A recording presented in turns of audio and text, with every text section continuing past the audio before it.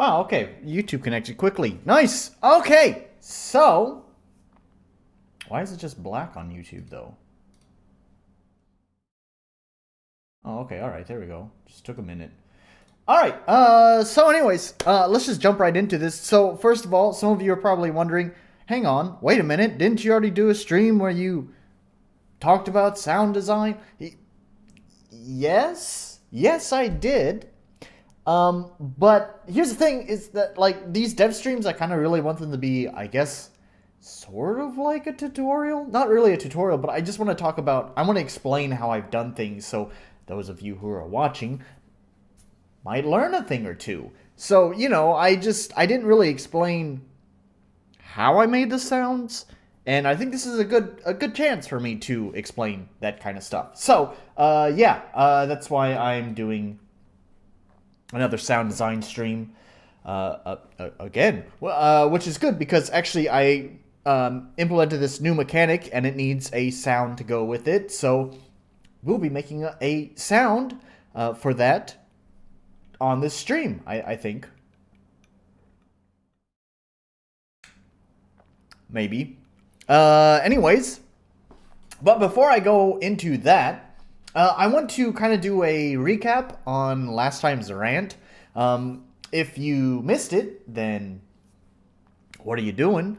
You should go back and watch the previous video. If I don't remember all the points that I covered, but basically it's just that RPG Maker is very insular, and that most of the time RPG Maker games really are made only for other RPG Maker devs, and that's sort of the general mindset that a lot of the people in the RPG Maker community has. So you just wind up having this like feedback loop of RPG devs making RPG games for other RPG devs who make RPG games for other RPG devs, and it just keeps on going. So I kind of want to do a follow-up on that real fast. I've talked to some other people, and there's also some other things that I just forgot to mention. So one of the things that I did want to talk about is that I wanted to mention the purpose of these streams. I kind of briefly talked about it, but I missed one of the main points, which I can't believe I did. I forgot to do this. One of the main points of these streams, not this stream, but the streaming other people's games, playing games. It's about feedback. It's about giving these developers, information about how they can improve themselves. And really, a good developer would hopefully be appreciative of that. And one of the reasons why, that's always kind of felt pretty important to me is that I've been doing music for a long time, but I've never really known how to market my music and get it in front of people. And it's always been kind of weird. So like it really needs sort of a strong marketing arm in order for people to listen to it, because it's not something that's easy to appreciate, I guess. So I've been doing music for a very long time. I'm sure it's been 12 years, I think. I think it's 12 years. But, I'm still pretty much a nobody. Admittedly, I will say that I feel like my musical... what am I trying to say? My musical strengths really didn't start coming to until starting probably about 3 years ago. I think I really started, things kind of started falling into place a little bit more. Some of the stuff that came before that, what I've called the single years, which is when I did a bunch of weird Vocaloid stuff that was rather strange, honestly. It's like kind of a rough time, but I've kind of like progressed to that. It's kind of once I released my first album, Puzzle, that I think things kind of started falling into place for me. Which my Puzzle was the first album, and then my second album, Believe, is the one that I quite frequently share, which I think is one of my best pieces of work. Although my soundtrack I actually think is even better than Believe. If you could believe that. Let's drink some more. So, anyways, I've been doing music for a long time, and it's always been a struggle to get like any sort of to get any sort of recognition, let alone feedback on my music. And I think it's just sort of like I have empathy for a lot of creators, and a lot of creators. I mean, it's not just necessarily RPG Maker. It's just in the vein of RPG Maker or just games in general. It's that it's easier for me to find small indie devs that at least put something somewhat competently together. And they're the kind of people that, you know, it was like me when I was trying to get feedback on my music. I always hungered for that, you know, like feedback, give me criticism, come on, tell me what I'm doing right, what I'm doing wrong, but I could never find it. So it's kind of like one of the purposes of these streams is that I feel like I can give these folks something that I felt like I never really got as a composer. Not that they're composers, you get what I'm saying. Anyways, you know, it wasn't really. It's kind of funny. I've probably told this story before a few times now, honestly, but I don't think I've ever told it on stream. So, you know, I talked about Believe, and we should probably like bring up Believe. It's probably, I can probably bring it up right in foobar right here. Yeah. So, here's my album that I'd released last year, I think.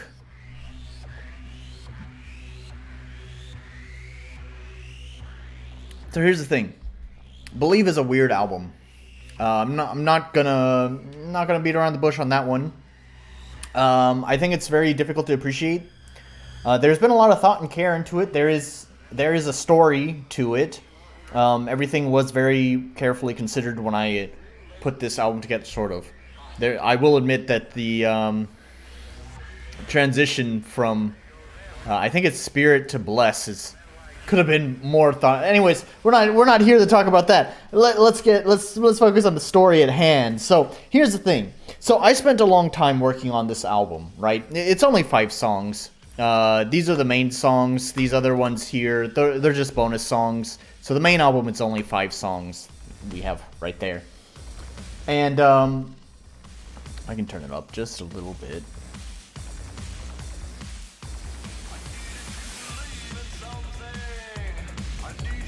There we go. That's probably fine. But I do need to turn down on my headphones.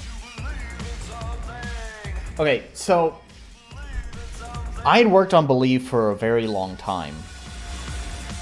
And I don't know what it was. I'd spent countless hours, like, really perfecting just like every little bit of the album to make sure everything sounded right. Like, you know, there's only 5 songs here, but like each of these songs probably took about 100 hours or more to write, to finish, I guess I should say. So that's writing and mixing and all of that. So, and you know, I spent such a long time working on it that I started getting quite delusional. I've always known my music is pretty weird, but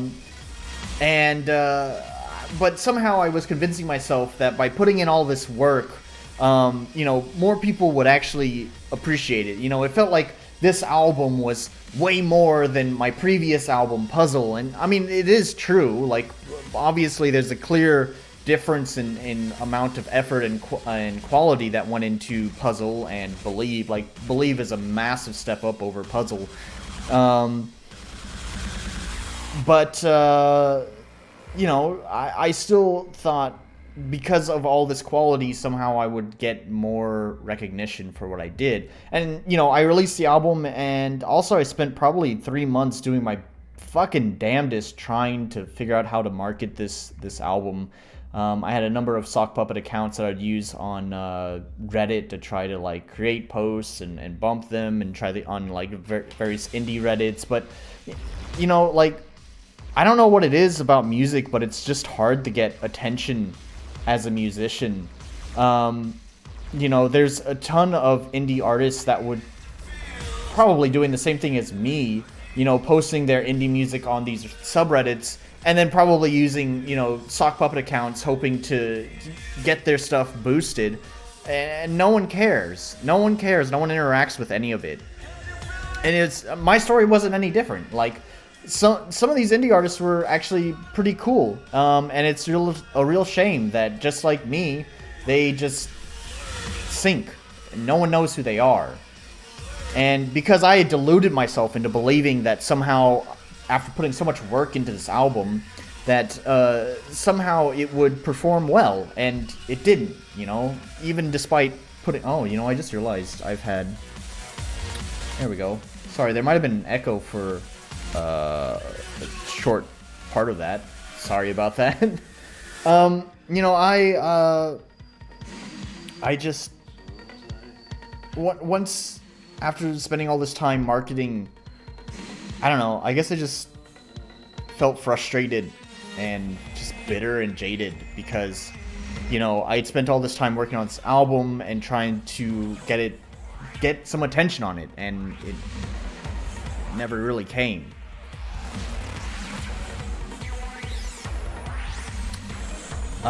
It's funny, during that year, after the album's release, I really spent a lot of time thinking,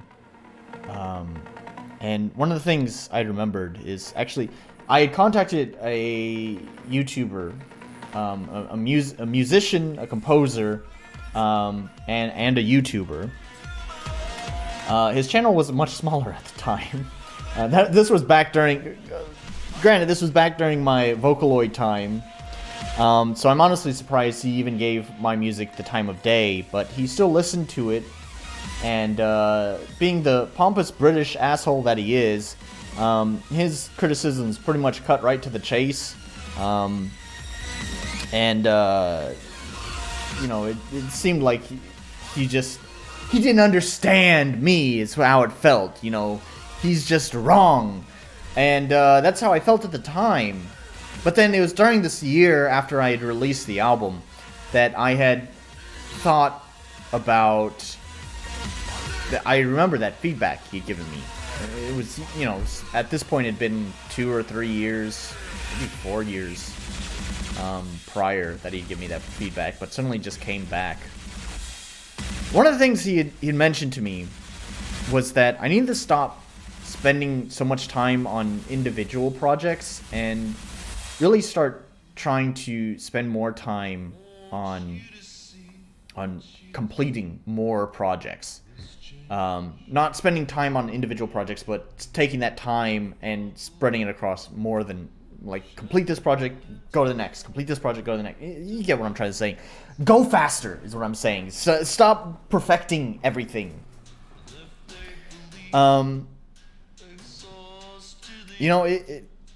It really changed my perspective on how I just work on projects. I'm not completely over... I hate calling it perfectionism. I really do, because I don't consider it perfectionism. To me, perfectionism is like no stone unturned. Like, everything has to be absolutely right. And I still cut the occasional corner if I feel like I can get away with it. But those are rare and far between. So I wouldn't call it perfectionism, but it is still obsessive. And I think that will always be part of me, so I'm not saying that I'm absolutely have completely changed the fundamental way that I do any project, especially my music, but it is I have shifted towards just trying to finish more. And I mean, it just goes to show, because my soundtrack for my game, which I haven't even been working on the game for a year yet.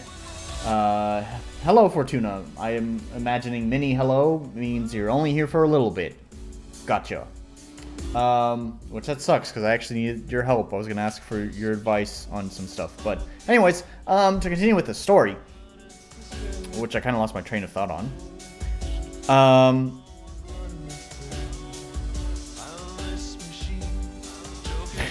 Fuck, where did the train of thought go? You ruined it, Fortuna! Music. Something about music. Something about the album. Oh, right, the soundtrack. I haven't been working on the game for 1 year yet. And Believe took me 1.5 years, and it's only 5 songs. So to put this into perspective, Believe was 1.5 years, 5 songs. I think I've been working on my current game for 7 months now. And it has 20 songs so far. So I think that really demonstrates the change in philosophy in the way that I go about completing projects. To be fair, that's not like a one-to-one translation, because obviously the soundtrack stuff doesn't have like lyrics, nor a singer. So, you know, that took a little bit of time of writing the lyrics took a lot of extra time, and waiting on the singer to get back to me obviously took up some time too. But anyways, so really the point of me saying all this is just that, like, to me, I always had that desire for feedback, and I just never really got it, except for Tantacrul.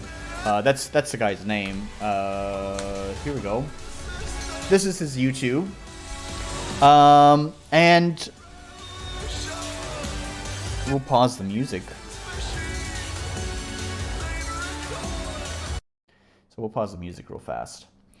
So I'll bring up one of Tantacrul's videos. I don't know. He doesn't have that many, but what he does is good. For example, here's one about musical elitism. Something we can all probably Let me start with a understand. Question. How can we overcome elitism in music? Well, let me show you one way that doesn't work. In September 2020, a Vox podcast called Switched On Pop released an episode about Beethoven's Fifth Symphony. To promote the podcast, the hosts also wrote an introductory article titled How Beethoven's Fifth Symphony Put the Classism in Classical Music. Here's the thesis put forward in that article. Before Beethoven, people clapped during performances. Then Beethoven's Fifth Symphony was premiered, which the authors claim required a new kind of listening because it's a multi-movement work. They then conclude that it's specifically this new kind of listening that caused audiences to refrain from clapping between movements, which in turn gave rise to an elitist and exclusionary polite society. Now, apart from... So, yeah. So that's just kind of gives you kind of a feel for his videos. His videos are great, and I definitely, obviously, all these years later, finally have learned to appreciate his feedback, and so maybe some of these RPG devs, maybe look back on some of the feedback I've given, and also come to either appreciate it or just I don't know. It might it might motivate them to discover something new about their creative philosophy. So that was a really long story to just basically make the point. I'm giving feedback to these devs. That's all. That's one of the purpose for the streams of playing other people's games. I think that's really the only bullet point that I have here. So I think that's. I had another follow-up here. So I had someone get in contact with me after my previous stream. They contacted me on Discord, and they asked a question. I've kind of, I've answered this question loosely, but never like directly. And basically, they just their question was, what do you really look for when you play an RPG Maker game? So that was their question. So I've sort of answered this, but not very directly, so I feel like now is a good time to address that. So just to reiterate, they want to know when I stream RPG Maker games, what exactly is it that I'm looking for? And the way that I feel is it's sort of a flawed question because it's looking at this from the wrong perspective. And simply because they clarify RPG Maker game. Um, and I think that's sort of where the flaw in this is. So my answer, and I'm just going to read my answer here because I feel like, my written word is a lot better than my spoken word. I'm not very clear. I repeat myself a lot and stutter a lot. So I'll just read my answer if you don't mind. So I said the really short answer is I'm not looking for an RPG Maker game. What I'm looking for is a game. The game really should feel like it's its own entity, not the product of a specific game engine. And in this case, RPG Maker. But the same rule applies to any game engine. That can be tough for small developers like you or I, because a large portion of the product of the engine comes from the art. Replacing that is expensive and takes a long time. So other than that, devs just need to do a good job of making a good game, and that means a good user interface, accessibility options, and a fully fleshed out options menu, making sure players understand your game through well-designed tutorials, and likely including redundancies so that if the player misses something during the tutorial or forgets a mechanic of your game, they can easily find that information again. Providing strong feedback about player actions such as visual cues and sound effects, being informative about your game's design, world, mechanics, puzzles. In my opinion, the game mechanics themselves could be subpar so long as the players are well informed. Pokemon is still popular, and let's be honest, its mechanics are not the most interesting. From playing many RPG Maker games, the thing I think most devs need to do is play more games. Or at least play more games and think about why you like those games. So yeah, that last part of the message, I'm pretty sure I'd said exactly in my rant in the previous video. So, but the rest of that, I still think is stuff that I agree with.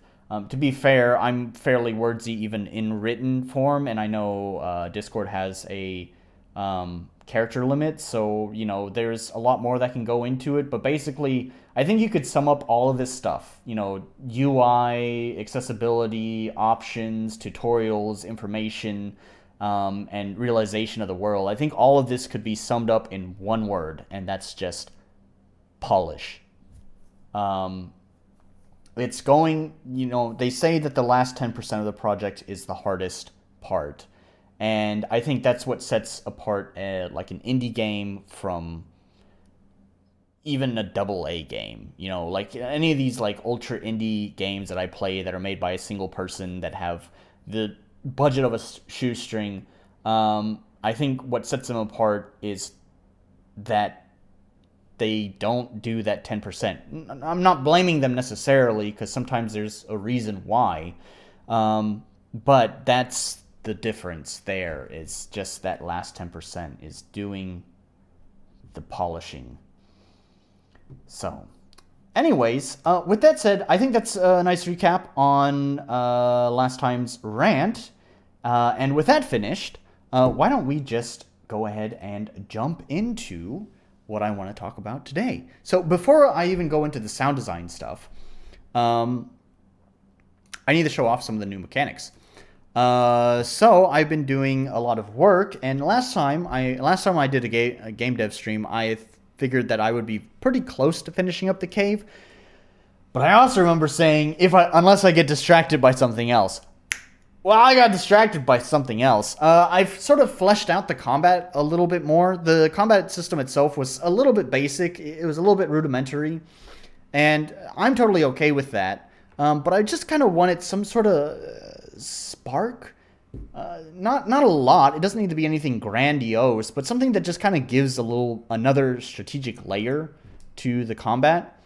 And one of the things that just like I had an epiphany. I was just laying down in bed, getting ready to go to sleep, and then boom, it just hit me. And it was I really like this idea, and it's very basic.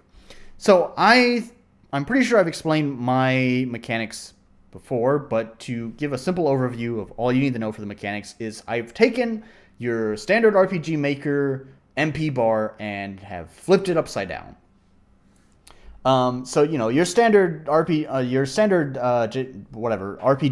mana bar. You start combat, you have a full mana bar, or it's a pool of mana that lasts. It gets drained over time, right? That's basically it. And you have to use items to refill it, or you have to go like sleep at an inn or reach a save point or whatever to restore it, whatever the case may be. Well, I've taken that and flipped it the other way around. So basically, your mana bar starts at 0 at the beginning of combat, and every action feeds into that mana bar, either usually restoring it, although I think there's a few actions that do. There are, of course, there's some actions that drain it, but anyways, like guarding basic attacks and even enemies' attacks will boost your mana bar, which I've called your confidence points. And so you need to boost your confidence in order to use magic attacks, right? So a lot of the system is built around this confidence bar. And so what I decided to do was tie another mechanic, lean into that mechanic. I've preached this in feedback before about if you have a good idea, you should really just like lean into that. Like that's your idea. So like instead of like having like just this wide scope of all sorts of different things that are unrelated, if you have one good idea or one core principle to your game, just fucking just dive straight into that, like just go crazy with that concept. And I haven't necessarily gone crazy with it, but I did build around this mechanic. So now I have what I call confidence balance. So how the system works is that you'll get different buffs depending on where your confidence is at. So if your confidence is at 0, you will get an attack buff. So your physical attacks will be boosted when you have 0 confidence. Then, on the other end of the spectrum, if you have a full confidence bar, what will happen is you will get a buff with your magic attacks. So now your magic attacks will do more damage when your confidence is full. It's very subtle. It's very small. The way that I've done it, let's look at the common events here. And I have it here, confidence balance. So this was fun. So your variables, your standard variables are integers when you're using control variable from the event editor. Obviously, I am completely ignorant when it comes to scripting, so I handled all of this math through standard event control variable commands. And that means I could only use integers.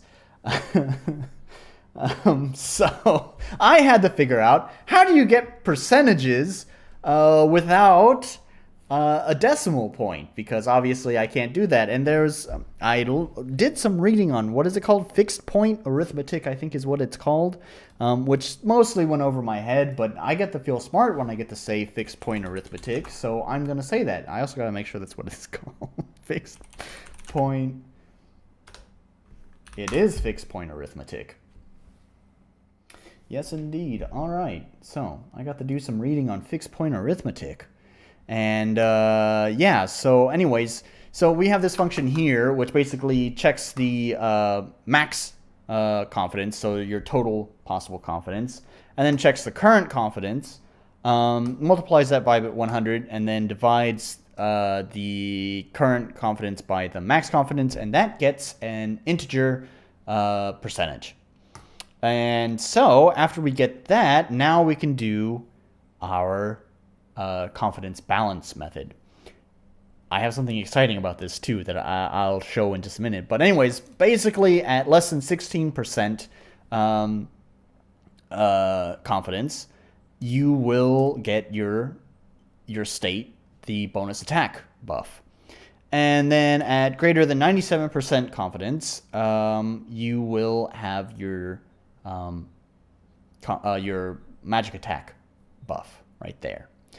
And so the way that this works, the way that I would like it to go in the game, is actually keeping these buffs pretty much invisible to the player, more as kind of a background mechanic, only to a hidden mechanic, only to those who are seriously invested in the game. Maybe might want to look into it. I'm not going to completely obscure it from the players. I'm working on the game manual now, honestly. I had been putting it off for a little bit, but I had been kind of intentionally putting it off just because so many things would change during development. I didn't want to start writing the game manual and then basically have to rewrite the whole thing. But I'm getting to a point where I think a lot of stuff is getting solidified, so I've begun writing it. So anyways, the game manual will kind of talk more about this for those who are interested, who wish to dig deep into it. And there's another reason why, which I will show off in a minute. So basically what I want to do is there's no icon for these states when you get these buffs. You just have to just notice it yourself.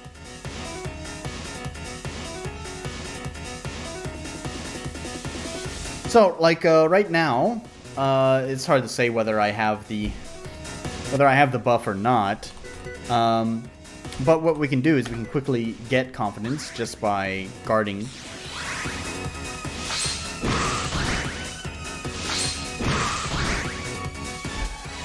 And we'll keep guarding. I should probably show you what the regular damage does. Although I'm such a low level, I don't know if it's going to make much of a difference right now. But fuck it, let's try it anyways. So we'll use Blustery Day on the Bureaucratic Jelly. And that did 2 points of damage. So now we're going to charge up my confidence, which you can sort of see down here, but my camera's in the way. There we go. Let's try this again. So you can see the confidence down there. So we're going to just charge this up. We're going to try to get up to max. And then we'll do the attack again, and it should do more damage. My numbers don't really have a lot of fluctuation. Like, whatever damage you do, that's the damage you do. There's no, like, variation in it. There we go. We're at max.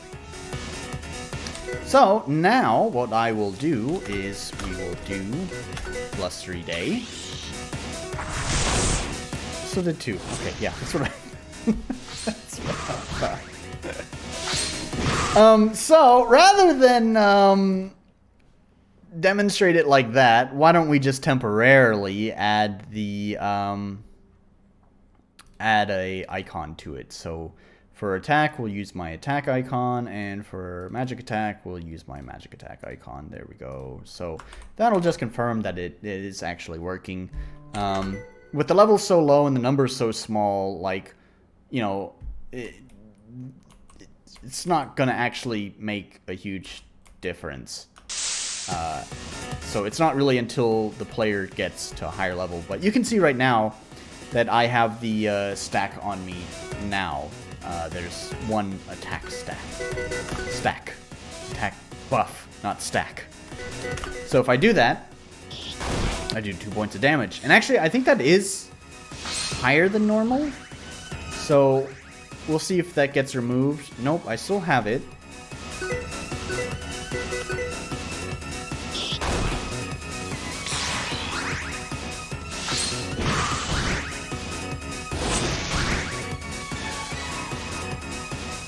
I still have it.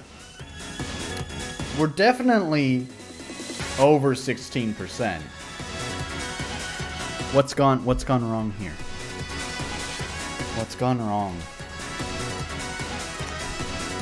I definitely tested this before and it was working. I don't know why it's gone wrong now. It's been a series of bug testing a bunch of shit too. I want to show off one of the other mechanics that I worked on. I'll show that off later. Anyways, you get the idea. I'm not going to sit here and bug fix this right now. So one of the things about this, though, that I really, really like is that I've also talked about my options and a special option that I have, which I call game rules. And I really like game rules. It's probably been the thing I've enjoyed making the most in this game. Like, it's my favorite part to program, I guess you could say. And game rules is, the idea is kind of like, the way that I was thinking of it is like, whenever you play a skirmish-based game, such as like the Civilization series or like Heroes of Might and Magic, maybe StarCraft as well. Actually, it's been a long time since I played StarCraft, so I'm not 100% sure about that one. But anyways, any games like that, you generally have a list of different rules that you can adjust to change the way that the game will go for that session. And so that's sort of the idea behind my game rules, is something similar. So if we go into game rules here, I've beautified this menu, and it's looking nice. I like my D20 on game rules as well. I didn't make the D20, by the way. That's from Avery's icon set, I think. So anyways, so here are all the game rules, and you can see a variety of different game rules. And now here's one thing that I've been working on that mechanic of the buff, depending on where the confidence is. You also can apply different buffs. This is actually something that I really like about it, is that this is an actual mechanical change that you can choose to do with the game, so you can alter your experience with it. So by default, it's set to the offensive buffs. You know, the offensive buffs on each end of the compy meter gauge. So you know, at the bottom you have higher physical attack, at the top you have higher magical attack. Well, you can change that formula to a defensive type. So now basically what happens is, at the top you have increased defense, and at the bottom you have it's increased element resistance. So yeah. Then you also have stack rate gradient. And so this is an interesting alteration on the idea. So now basically what happens is, at the bottom, when you have low confidence, your ability to apply stacks, you can think of it as your luck, basically, is going to be reduced. Then anywhere in the middle is going to have normal luck, and then at the top you'll have increased luck. So it's a gradient. And then finally, a Goldilocks stack rate. So this concept is now taking the same, you know, gradient idea, but instead making it go up. Now it makes a U, upside down U. So basically what the idea is here is that the players need to try to manage their confidence points to stay somewhere in the middle. And losing too much confidence points will apply a negative buff to them, or having too much confidence in their possession will apply a negative buff to them. So they have to stay in the middle, or in other words, Goldilocks, the Goldilocks zone. So yeah, I think this is really cool. I really like this mechanic, and it's been fun to implement as well. So,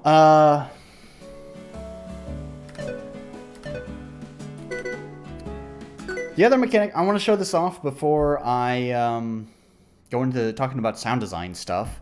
So the other thing that I've spent just a long fucking time working on, and it's still not perfect. This is what I needed Fortuna's help with, actually. Well, there's a couple of things I wanted help with. Some like small niggles that I just feel like, I don't know if they're necessarily worth creating a new post on the RPG Maker forums or not. Although I might have to. But anyways, let's go to this. Oh, I might need to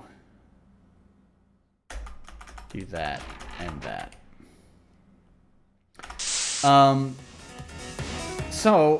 Last time I did a game dev stream, I talked about having an auxiliary function for the chisel and hammer item that you get. So the chisel and hammer item, you know, the main purpose is for it to clean up like broken steps in the game.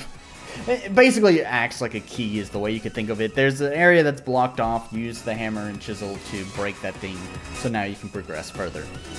However, I wanted to give it an auxiliary function because after you repair all the steps, the item becomes effectively useless and forgotten about. So I wanted to give it some auxiliary function that allows for continued use. One of the ideas I had for it was for the player to build a statue, so that way they have a second party member, like build a statue in the middle of combat so they have like a second party member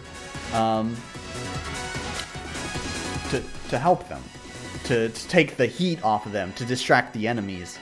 And I have implemented that. Except I forgot. Let's go to a fight where I'll get some confidence. And also let's go ahead and level up a little bit. For playtesting, I had set this skill to not cost any confidence, but I forgot. I forgot that I had changed that. So now it has the in-game value, at least for now, the planned value, although of course I could change. And planned value is 9.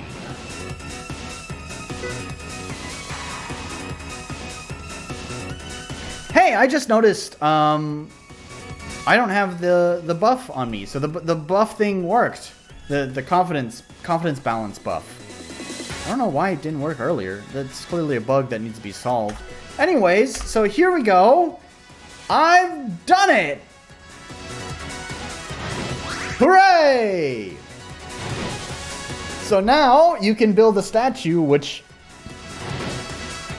as you can see distracted the enemies. You might notice there's a problem here. The statue's icons are way down here. The icons for the states are way down here. Also, all of the attacks kind of target down here. That's because I used Yonfly's Battle Engine Core plugin. Anyways, there's a note tag in one of Yonfly's, I think it's Battle Engine Core, to move the actor, because the actor is down here, and I don't like that position. I kind of wanted it away from Fidel, over here. So I used the note tag to move the Y anchor position, so I moved it up. However, that just seems to have moved the sprite, but not the actual actor's location. So even though the sprite is way up here, the game still thinks the actor is here, so that means state icons appear here, as well as all of the attacks target here as well. So yeah, I tried looking on. I tried doing some Googling to see if I couldn't find some sort of way of moving actors. Like, it'd be great if there was a way like you can with the side view enemies, or just enemies in general. It's not just side view, but just enemies in general, where you can like drag them around in the editor to like place them. Obviously, that requires whole new functions within the editor for me to be able to do that. But it would be great if there was some sort of tool that would allow me to just move the actors somewhere on the screen more reliably.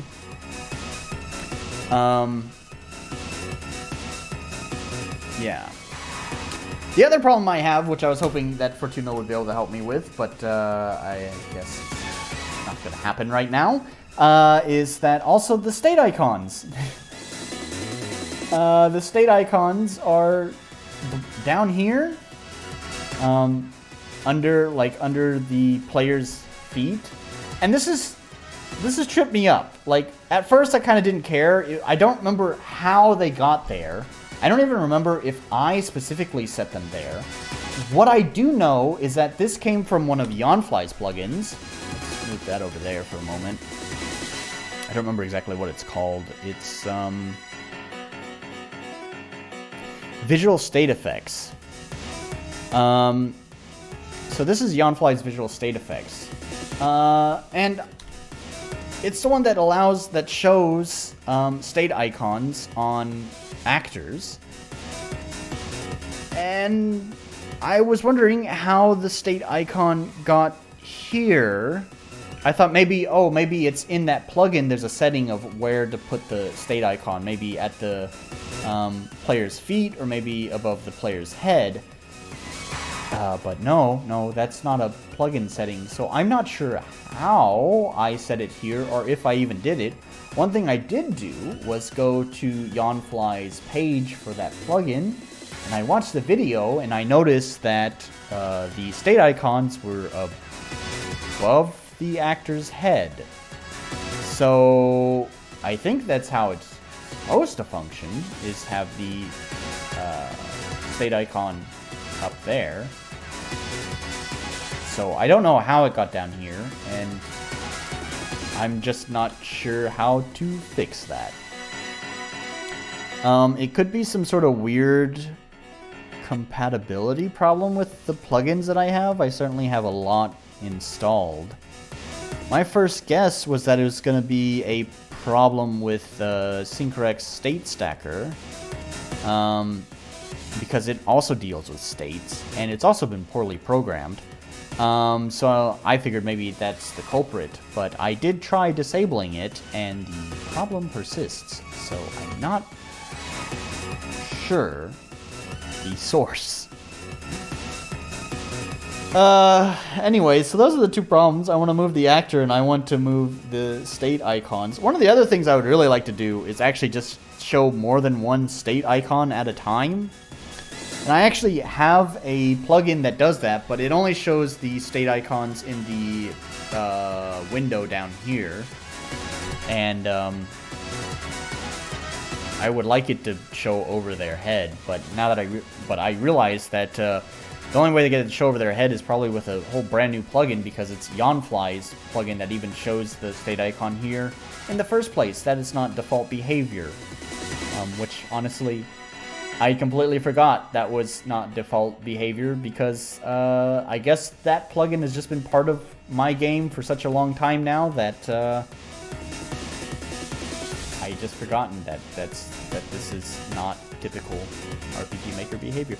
Anyways, so there is let's get back on subject of the cupcake. So here's what it does. I'm pretty happy with this. What the cupcake does is that you will get a buff. You'll get, this cupcake is providing a buff to my health. So I have increased health while the cupcake is here. Also, the cupcake will distract the enemies, so the cupcake will take some extra heat off of Fidel.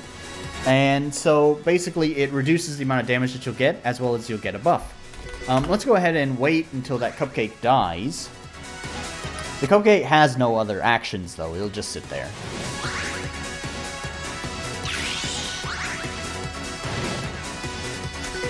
And we'll just keep guarding until it's dead. Ah, see? Hey, look, the buff worked. Oh, I think I know why that buff didn't work before. It didn't work because it's through a common event that has to be applied to the enemy troop. And the reason why I think it didn't work is because I didn't have that common event applied to the troop. Now you're probably asking, hang on a minute, but didn't it start with the correct buff? Just the correct buff never went away and changed the other one? You're correct, and that's because there is a start combat common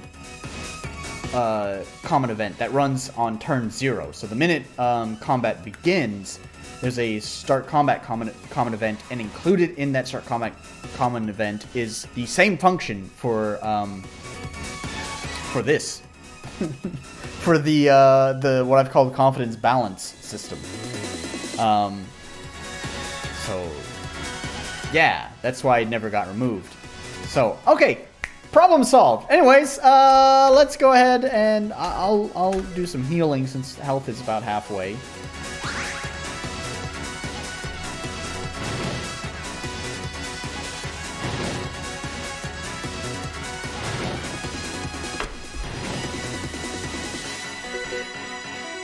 And the cupcake's almost dead. Oh, you'll notice too that the cupcake has a... You can see it there briefly for like a single frame. I did some work. I'll show the sprite sheet later. So what you will notice is that there's... I didn't even talk about this. I should have mentioned this. There's a state right here, this blank state. This will be invisible in the final game. This was just for debugging purposes. So the way that it works is I don't want players to be able to have more than one statue present at a time. So basically this went through a number of iterations, by the way, if you're asking why I did it this way, because this seems like kind of a weird way of doing it. So originally the concept was using a common event. It would check whether it would check if I had a statue in my party, and if I had a statue in my party, it would remove the skill, and then if the statue was not present in the party, it would add the skill back to Fiddle. But there's some problems with this. I don't know if it's just my shitty programming, but I think it's also sort of a weird engine bug, where the only way to check if something is not in my party, or the only way to remove a actor from the party easily, just using your standard conditional branches, is to just check if they have the knocked out state or the dead state on them. And if they have the dead state, then this is how it was originally handled. If the dead state is on them, then it'll remove the actor from the party. But I think this is where the bug in the engine is that even though they've been removed from the party, I think there's like the game still thinks like they're not. Basically, the way you can think of it is the game is not showing them here. The actor can no longer be interacted with. Like they're missing from here. But as far as the actual like logic, the programming in the background is concerned, they're still in the party with that state. They're just invisible and uninteractable. And so I think this caused problems where the game would still think that they have that state, that knocked out state on them because they're just gone. And it would cause weird problems with the add and remove. I don't know, it's crazy. I troubleshooted this for forever. I think I spent like 2 or 3 days trying to get this to work, and like I said, it went through multiple different iterations. Anyways, what I wound up settling on is this system where it trades out states. And so basically, your default state, which is what I have now, just this blank slate, is a state that simply adds the skill to Fiddle. So as long as the state is there, the skill is there. Then what happens is the state is removed when a statue joins the party. And then just what is the purpose? I don't even remember why. I don't entirely remember why, but basically it trades this state out. I have notes on this, actually. I think I can give a more clear answer. So it basically trades the state out with here, the not state. Yeah. So basically the not state is only applied if a statue is in the party. So if the statue is in the party, then I have the not state. So basically what happens is I have the statue state, I guess you could say, present right now. This means I can use a skill. When I use the skill, it removes the state and adds the not state. And this not state basically indicates that there's a statue in the party. When the statue is killed, it will remove the not state from Fiddle and add back the chisel state. I know, it sounds fucking clunky, but after tons and tons of debugging, this was the method that I wound up finding the most reliable. There were weird bugs where I would have a statue in my party, the skill should technically be removed, and then I go to support and oh no, the skill is there. And then I could summon another statue, and then I'd have 2 statues, and then now that I have 2 statues, the whole logic built behind the system got completely destroyed, and then I could just basically create infinite statues. So anyways, if we do it again... Oh, that's disappointing.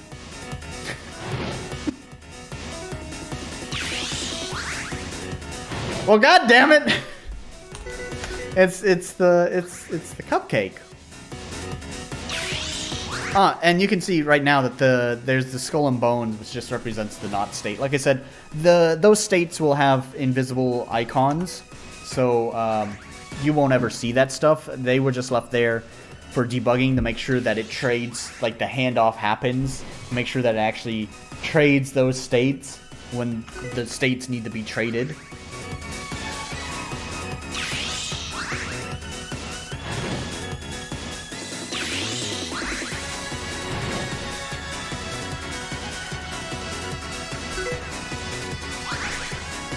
Let's let it die again.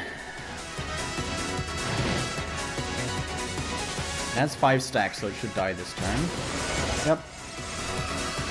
Alright. I should have shown off that the skill was gone, but anyways. Hey, there we go! So now you'll see... There's a chicken! There's this chicken statue!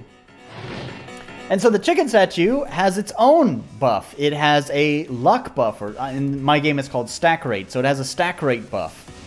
So, yeah, so this is what I really like about this mechanic, is that it will actually create a random statue. And there's 4 different statues. It took a long time to make each of these, because there's somewhat original art. Like, I kind of made the chicken, except not really. It was traced off of someone else's art, but I'm not gonna lie, the other person's chicken art that I traced kind of had like a penis shape to its body. So, you know, I adjusted the shape of its body and its facial expression and the wingspan and stuff like that. But anyways, so, you know, a lot of the art is traced art. But it took time. I made adjustments. It's still technically my original art. So, yeah, so I had to make all of the different statues, and it just took a long time, so I just kind of settled on 4. 4 seemed like more than enough. So anyways, yeah, so if we go here to...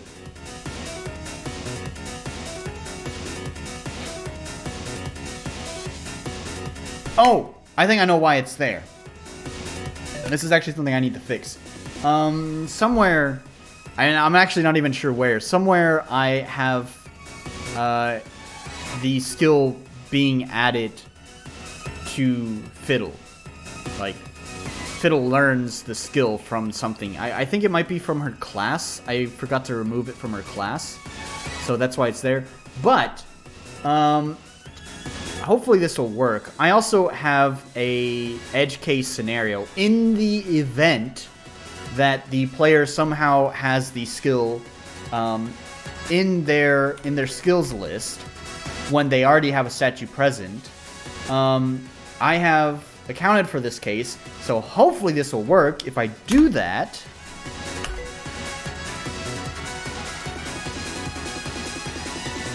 yeah, it'll just say I can't do that, and then it'll cancel the action. So I don't want to punish the player. Like, I know that players will probably see the skill in their list and just... they won't think that they're exploiting the game, and so they'll just want to do it.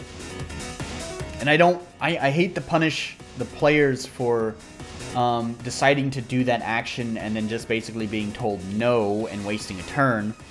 But a lot of the logic will get broken if there are 2 statues present, and so it's very important that there are not 2 statues present. So it's an edge case if everything functions the way that it should. And I did a lot of testing. Like I said, it took me like 3 fucking days to bug test this, which is how I've settled on the trade-off state system. It hopefully should never show up in their skill list, as long as everything is functioning correctly.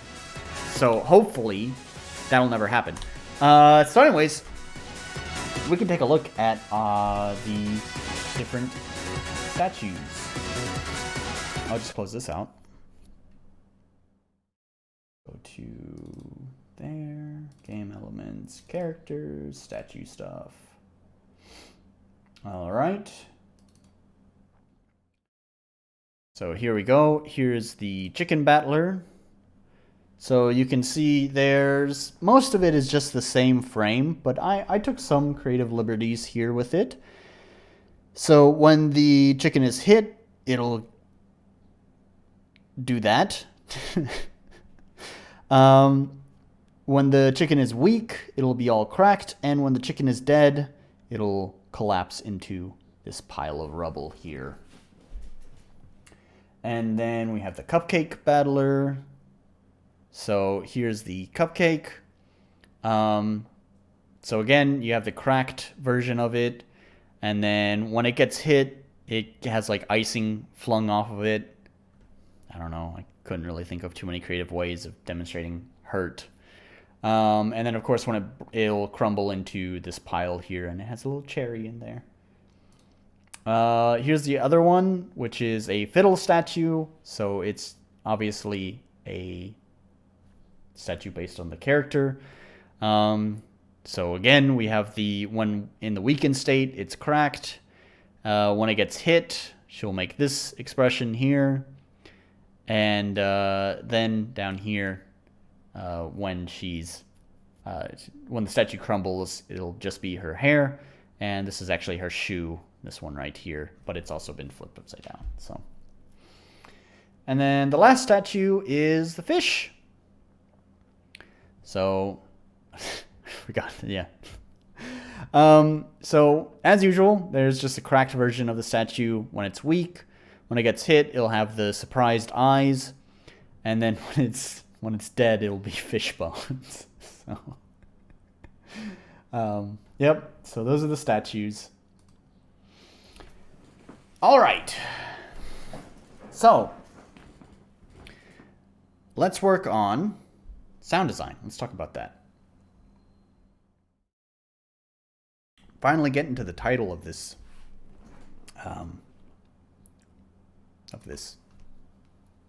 this thing. Well, let me show you real fast actually while I'm thinking about this. If we go to troops, that was my bat troop. Oh no, it has confidence balance there. Oh.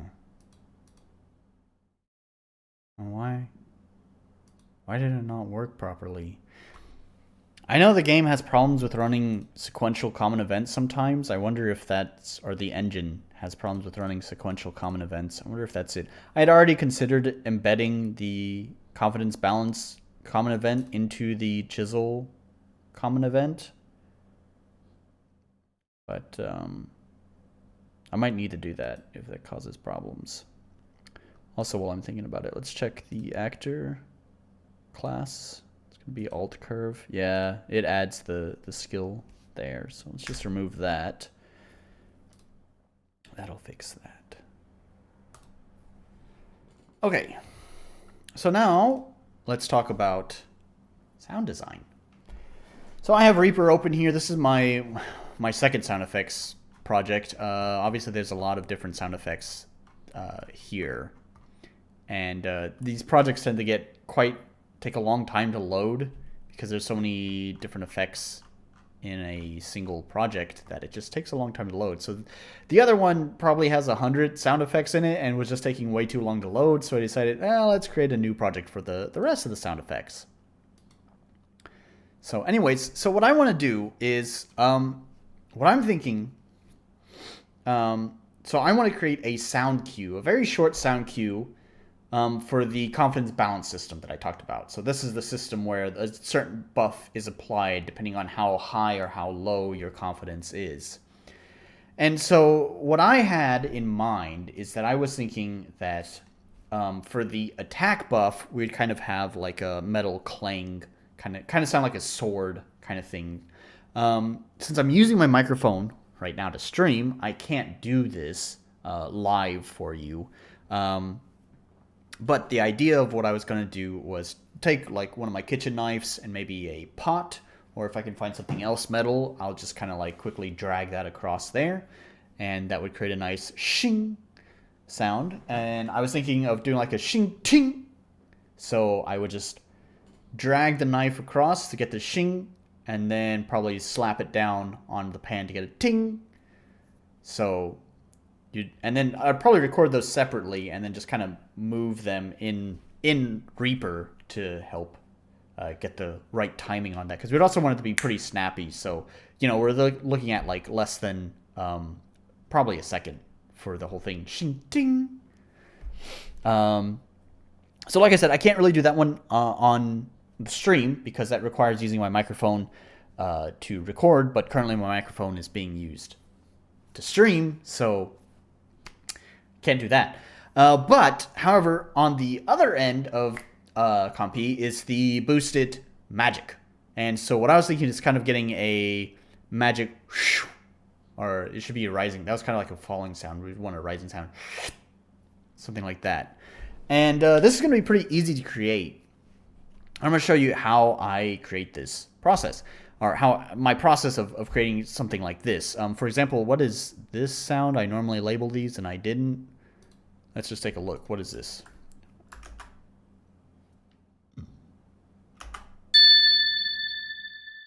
Okay.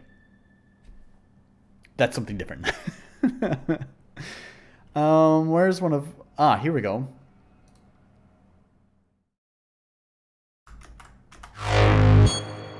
There we go. So that was a synthesized sound that I made.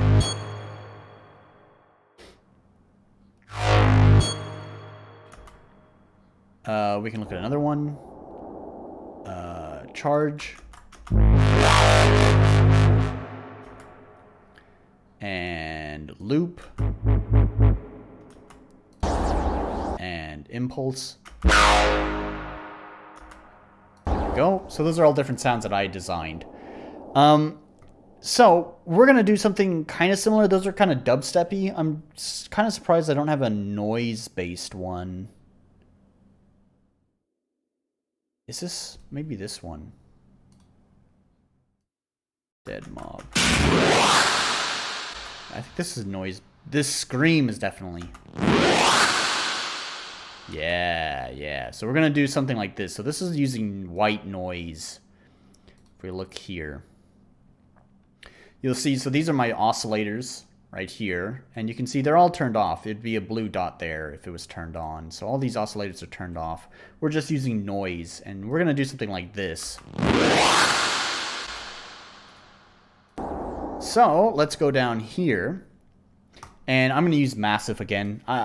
There's a lot of different tools. I just seem to like Massive because I'm most familiar working with it, especially when it comes to like making noise sounds. And what I just want to do is what we'd call a filter sweep. Not necessarily, it'd be like a band sweep, not a filter sweep. And either way, I could easily do that within Massive's user interface here, but it's not very visual, right? So I think what I'll do is I'm just going to create just white noise, just solid white noise. We will turn that up. We want no oscillators, and the attack is going to be instant with the decay level at max and no release, just like that. So it's there's no ramping up and there's no ramping down. It's just static and then gone, right? So let's put this into place. Create a new clip. I'll move this over here so you can see what I'm doing. We're just going to put in some white noise. It doesn't matter where. For whatever reason, because this is Fiddle and the Popper's Paradox, I always put everything. Everything is in the key of Fiddle, even if it's just white noise. So I'm going to put it here at B, just because it makes me feel better about myself. Let's put that at just one measure, like that. I'm going to move that back over because we're done with that. That's all we need. So we have, that's going to be in the way. Let's close that. So all we have is this. Not exactly exciting. So what I want to do is first let's just get the basics of sound. Let me show you how this works. So we're going to do a band sweep, and let me show you what that looks like. So like I said, I could do this inside of Massive, but for the sake of some visuals, I'm going to show you using M equalizers. So first you'll get a graph of what the sound looks like. So let's do that. And you'll see it's just noise. There's a curve applied to this graph, so because bass tends to be higher, it's flattened. Or sorry, no, it's the other way around. There's whatever, fucking. Anyways, this is flat. I know it doesn't look flat, but just take my word. There's a curve applied to this. It is flat. Anyways, so that's our white noise. What we want to do is I'm going to take this band here, which is 4. Band 4, and we're going to bump it up. I don't know, let's put it at 12, and we're going to reduce the Q, that's the bandwidth of it. We're going to make it pretty narrow. That's probably pretty good. Could be a little bit more narrow. Let's just set it at 3. How about that? This is a nice solid 3. And then the frequency, we're going to move all the way over here. And now if we play, you get that.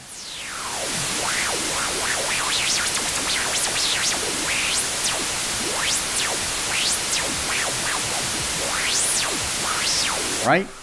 Alright, so you see how that works. So that's gonna be the band sweep. I think it's, there's a little bit too much noise. I kind of want it to be, that sweep to kind of be more solo, I guess. So one thing we could do is we could either do a low pass like this. So basically nothing is gonna, we'll go past here. So all the lows can pass through, but the highs cannot. A low pass, right? But this might be a little bit too strong, so I'm thinking a band pass might be better, but let's just try.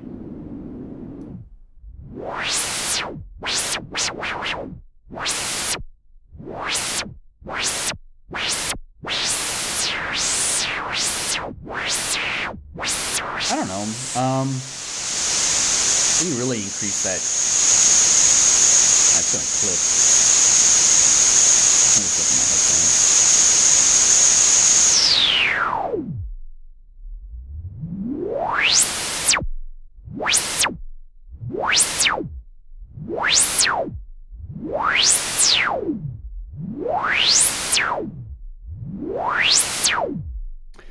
That might be okay, but let's try the band pass.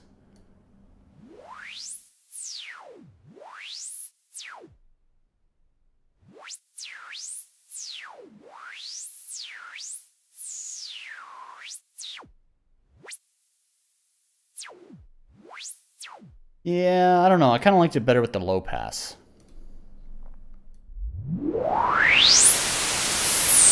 It is quite harsh on the ears, though, but don't worry, we'll fix that in a minute. What I'm kind of thinking is, to kind of get a little bit more interest in this, instead of just a pretty standard sweep, is let's have 2. So let's activate 3. And we will do a band. What if we, let's try a notch, just for the hell of it. Can't move 2 of these at the same time. So what I'm going to do is I'm going to show you how automation works. So I'm going to go here, and we are going to minimize that, and we're going to go to 3 and 4. We're looking for 3 and 4. 3 frequency and 4 frequency, just like that. There we are. So here is 3, and here is 4. Ah! Okay, so that's... So just to be sure, we're also going to solve this. So what happens is that when the volume is too high in Reaper, it will mute the track. Problem is that it's soloed, and so that just kind of turned everything else back on, and then things would get very loud. So let's go ahead and also reduce the volume of this real fast. -10.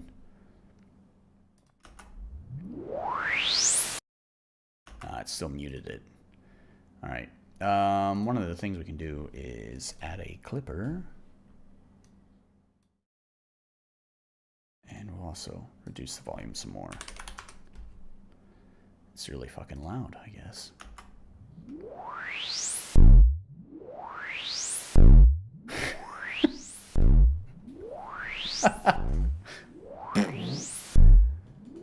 Wow, why does it do that? That's funny. I think it's because it jumps way back. Well, we've come across something pretty funny, but anyways. So here's what we can do. So I'm gonna change the shape.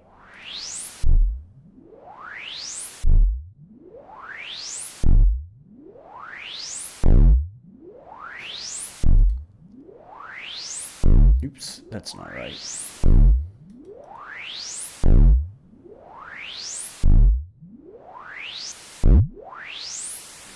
Also, I realize this is a little bit too long. Let's shorten that. Should be really quick.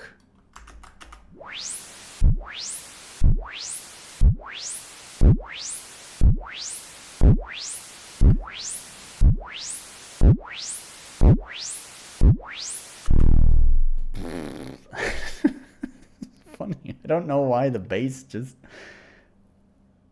goes all crazy like that.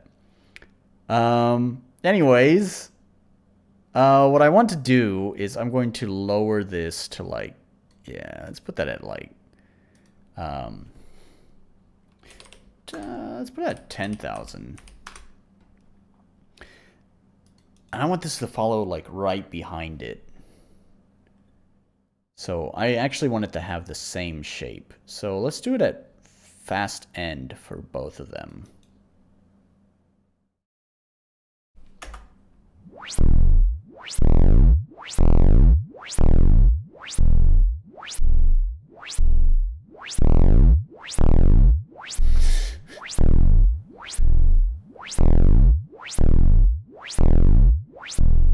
You can see that it really bumps.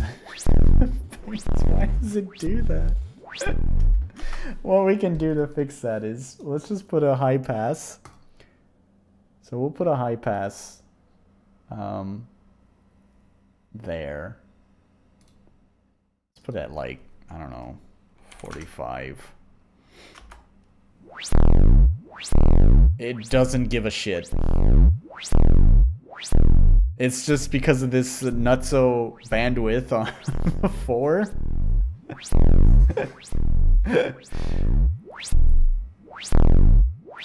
I don't know. I'm boosting the bandwidth and it doesn't seem to be making a difference.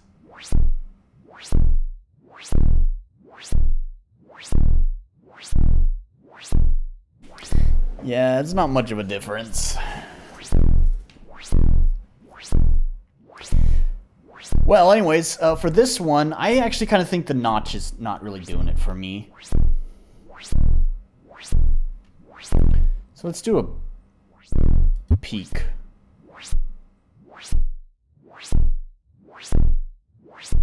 And we'll bump that up like 12. Oh, that sounded much nicer. So let's set 4's starting position. Set it at like 50 hertz there.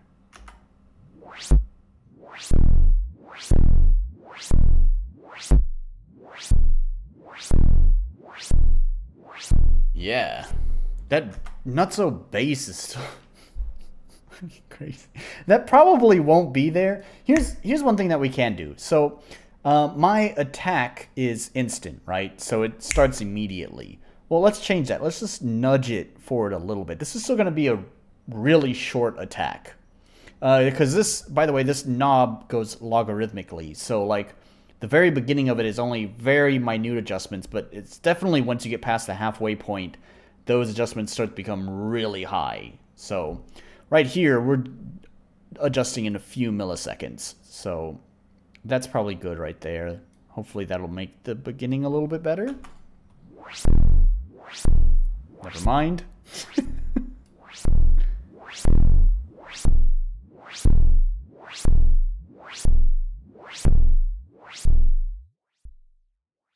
There we go. Now it's fixed. Okay.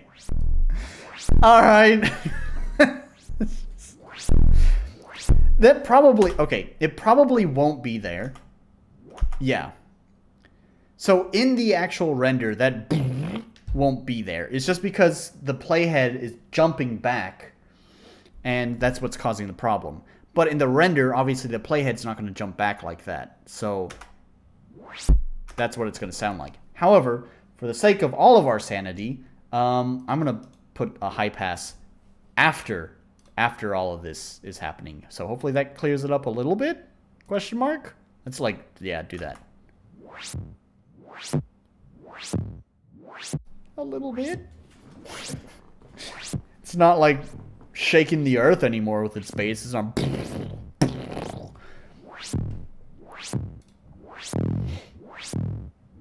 You still kind of get that flatulence there. The flatulence is from the clipper, though.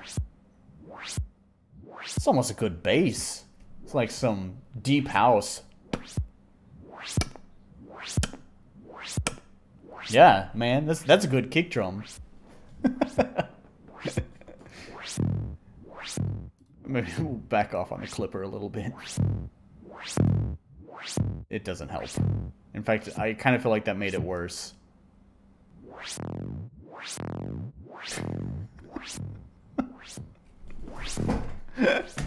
Okay, anyways. Whatever, it's fine.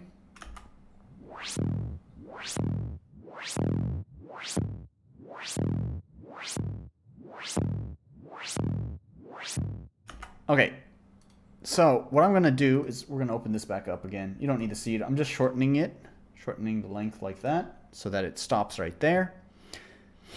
The main body of the sound, I guess you could say, is going to be within that first second, and then we'll let it trail off from there. I don't care if it trails off a little bit, but the main source of the sound is going to be just like that. And we've also gotten rid of the nutso bass. Alright, so now the next thing we want to do is give it a little bit more life. It just kind of goes through that. First of all, it kind of ends quite suddenly. So what I want to do is move this over. First of all, let's change the snapping to like 30 seconds. That's fine. Oh, that should be it. Should have stayed there. I should move that.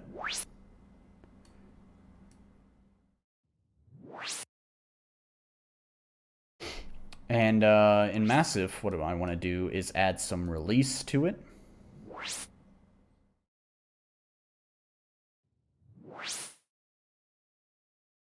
Just like that. Gives it just a very short tail at the end. And next, let's add some more life to it, like a delay.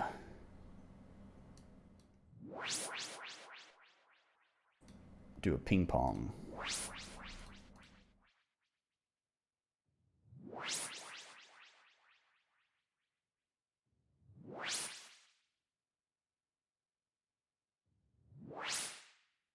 Ooh, actually, that makes me think. Is it this one? Maybe it's pitch. I don't know. Let's try this one first.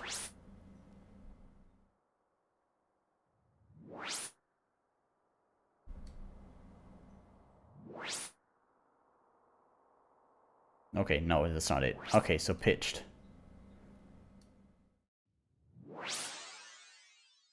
Yeah!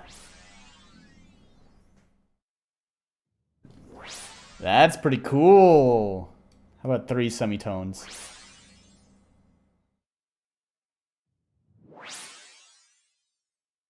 Let's go all the way up to 12. Okay, too much. Unless we slow it down.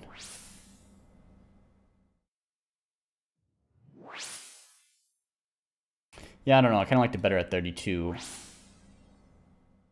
Leave it at... like when...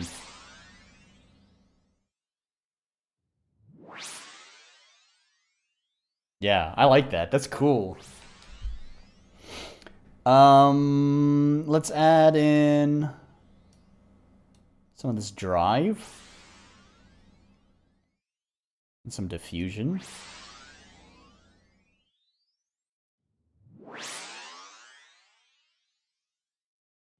More.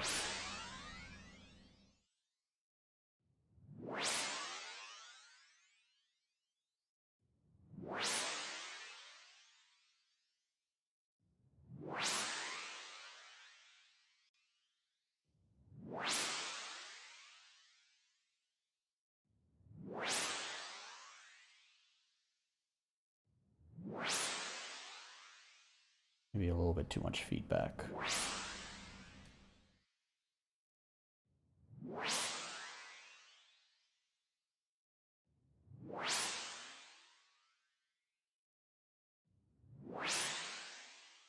I want just a little bit more pitch.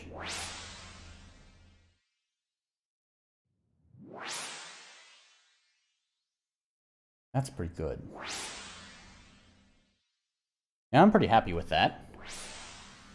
Okay, that's pretty cool. Ah, the pitch delay was a good idea. Ooh, I like that one.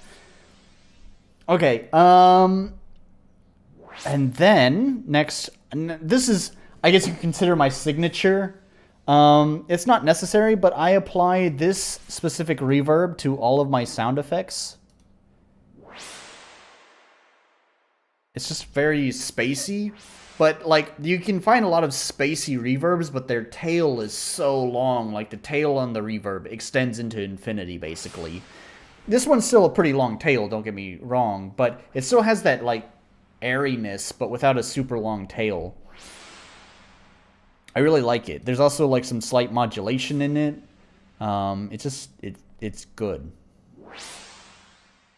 And we'll just turn that down a little bit.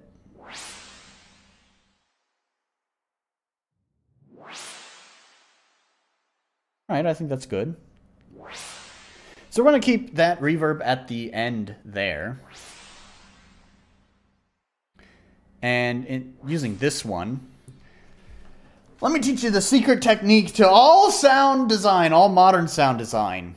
It's the V curve. And that's what the whole title is about, is the V. So the V gets its name basically on the shape of your EQ. So basically what it is if in your EQ, you have this graph here. And you can separate it into 3 zones, which those 3 zones can also be separated further into a total of 5 zones, I guess. But anyways, it doesn't matter. Let's keep it simple at 3. So you have your bass or your low end. You know, it depends on who you're talking to and what song you're working on, but that usually starts around 200. And then you have your high end, which usually, again, depends on the song and who you're talking to, but kind of starts at around maybe 4,000, 5,000 kilohertz here and goes up. So then everything in the middle is your mids. So usually moving this to somewhere between 400 and 1,000 hertz. It really depends on the sound. What I'm going to do is I'm going to bump this graph up. Go away. I'm going to bump the graph up real fast so I can kind of see stuff. And I'm going to slow it down so I can see what's going on a little bit better. So I think, yeah, probably for this sound, probably close to 1,000. I'm going to put it at 800 for right now. I'm going to put that there. Then all I'm going to do is give a slight reduction. Let's start 4. 4 is pretty intense for this, I'm not going to lie.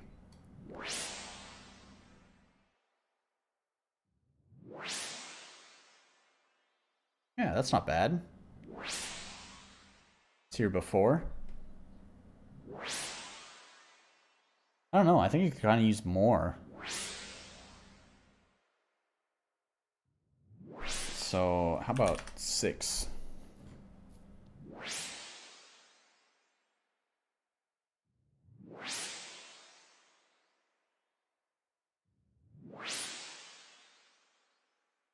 I think that's fine. And then over here with 2, what I'm going to do is I'm going to bump it just slightly. And normally you would bump the highs, but with this particular sound, you already have like quite a lot of airiness, breathiness in the sound that I really kind of don't want to bump the highs anymore. But the result would be if you bump the highs, bump the lows, and then reduce the middles, you get what looks like a V, or in other words, the V curve. This is very typical sound design practices that you will hear everywhere. And the reason is that the mids tend to be kind of the noisiest section for really everything. In music, you can think that like basically every instrument has something that exists in the mids. So if everything has something in the mids and those are all stacking on top of each other, you can imagine it gets quite noisy and quite busy in that area. So obviously by pulling down the mids a little bit, it kind of makes things feel a little bit more clear. The same thing can go to sound design, because the thing is that people tend to like listening to bass and trebles a lot more than the mids. So things always feel a little bit more exciting when you kind of pull the mids out a little bit. It should be used sparingly, but it is a common technique in sound design that I think could really make a lot of different sounds sound a lot better. Taking RTP sounds and just simply throwing on an equalizer like this and dropping the mids a little bit. You know, again, that could be anywhere between 400 up to like 1,000, sometimes a little bit higher if necessary, and pulling the mids out. It all just depends on the sound, right? So each sound is going to be a little bit different. You just kind of have to listen. And one of the things is of course A being, so you enable, disable, and kind of compare the difference, the before and after, to see if you like the change or not. There are lots of different, I'm not sure if Audacity supports VST instruments or VST effects and instruments. If Audacity doesn't support it, there are other freeware digital audio workstations, such as, that's what Reaper is. Reaper is a digital audio workstation. And you could download one of those, and it allows you to use VSTs. Most of them do. And you can bring your sounds into that digital audio workstation and work on it there using VSTs. The Reaper plugins are free, and their Rhea EQ is one of my favorite EQs. I'm not using it right now, but I mean, Rhea EQ is the same thing as MEQ here. Just MEQ is a little bit nicer to look at than Rhea EQ, but they both function very well, and I use both of them actually quite regularly.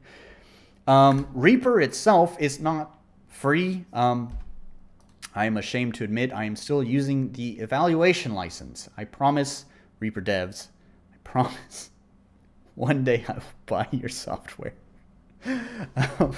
But I want you to know, Reaper devs, I have been preaching from the fucking rooftops the wonders of Reaper.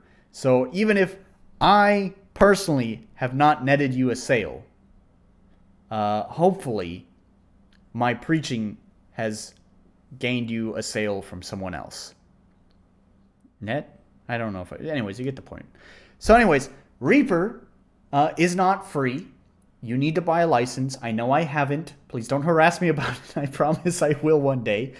But their license or their demo is very, very incredibly generous. And it is tough. The user interface is not the most easy thing to learn. I don't recommend it for beginners, but it is such a good piece of software. And by the way, the licenses are pretty cheap. They're like $60. Again, please don't harass me about not buying a license yet. I promise I will one day. But anyways, so if I recommend getting Reaper if you need a DAW to edit sounds, you know, get a DAW. It stands for Digital Audio Workstation, by the way. I keep saying DAW. It's a habit. So Digital Audio Workstation, DAW. So get a DAW, and you can just drag and drop your RTP sounds into it and get an equalizer. If you get Reaper, I mean, it comes with Rhea EQ installed, or all the Rhea plugs installed.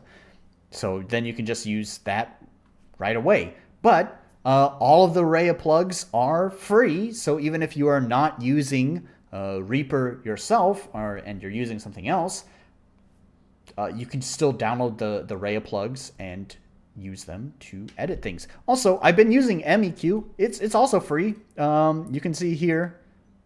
It's the same thing. I don't have an excuse. I technically should buy these plugins. I mean, they say it's free, and I've been using MEQ, the M plugins for years now. I haven't been using Reaper for years. I think I've been using Reaper for a year. Please forgive me for not buying a license. Anyways, so, and being able to apply a V-curve to a lot of RTP sounds will probably make them just a little bit more pleasant to listen to. In fact, why don't we do that? Actually, let's bring in an RTP sound and just see what we can do to it. For the record, I haven't actually modified any RTP sounds. I usually just either record my own or synthesize my own, but fuck it. Let's do the infamous knock. I've learned that Fortuna certainly loves to spam that sound, since Fortuna is still watching. Let's find knock. Knock, knock, knock, knock. Where is it? Oh, here it is. All right, let's solo that, and we will shorten the loop. That's not the right one.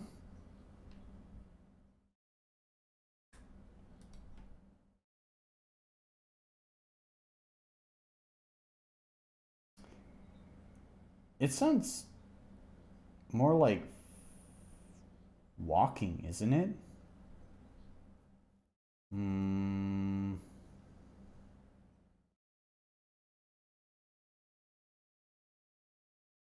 Wind, wolf, water. Oh gosh, Fortuna, if you are here, tell me what the name of your favorite sound is that you spam on Simple Gaming SG Harlequins streams.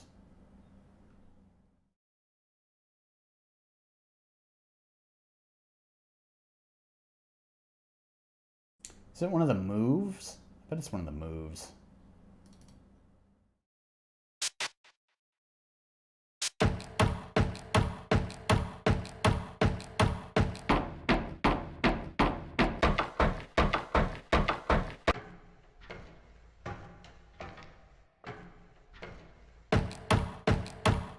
Is that it? It kind of sounds like it, but not quite.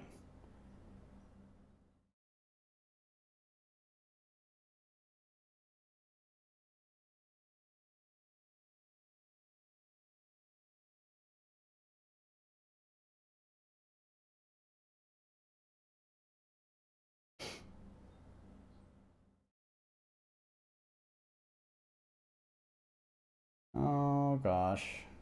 I'll probably be here forever looking for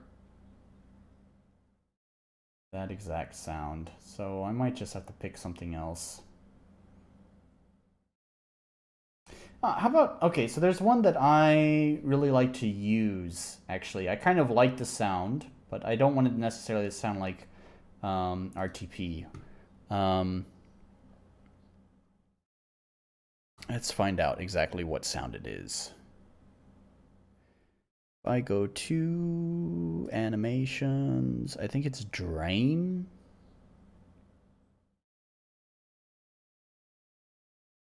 Drain 2 or something.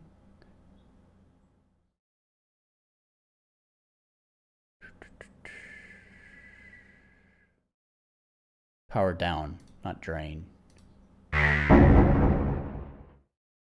Yeah. So, okay, so that's 2 sounds that it uses, but we have stare, which I kind of like this combination of sounds. So, Let's just do that. So it's stare. See if we can't improve the sound. Stare. There's Saint. Where's stare? Stare, stare, stare, stare, stare. Let's switch. I passed it. There it is. Stare. All right.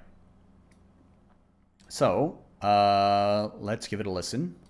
First of all, we already know it's really loud. Actually, I shouldn't have extended the loop that far. All right. So that's the sound. So the first thing I want to do is just turn this down a lot. All right. So next, I'm going to take 4 here, and we're going to kind of move it. Yeah, probably 450. That seems pretty good. And I'm going to subtract 4.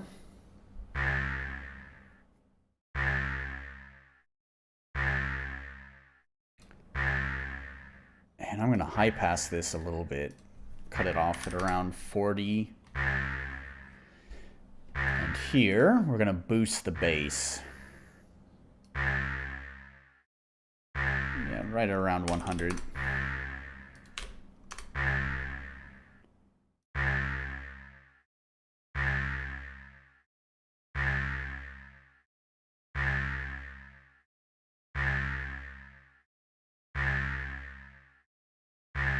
And then 5. Let's boost that.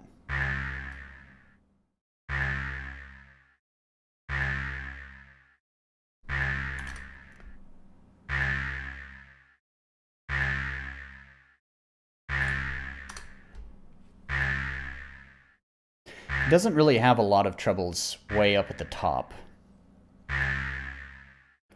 I could probably like re-synthesize those sounds, like kind of simulate adding the upper part back on. I don't really feel like putting in that much effort though, because that takes a little bit of time, just trying to do the best I can to like blend noise into it. It takes a little bit of work, and I just don't feel like doing that. So anyways, we can preview before and after. So here's before. Here's after.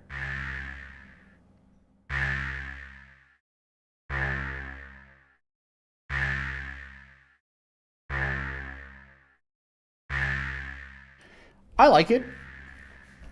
It's subtle. It's not a huge adjustment, but I think it sounds a lot better. We'll add some saturation in there just for fun. That might bring back in the top a little bit.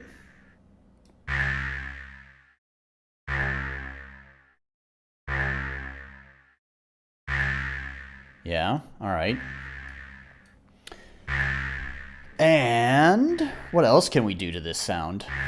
I kind of want to add some... Ooh, yeah, add in the top end. I can add some distortion. Let's try crush first. No filter. So downsample it. Crush it a little bit. And add some drive in there.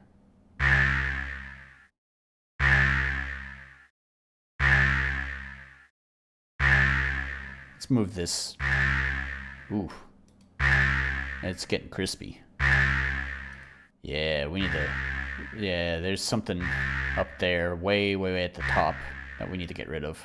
Let me borrow this 3 right here. I'm going to move that over there. We're just going to cut that off.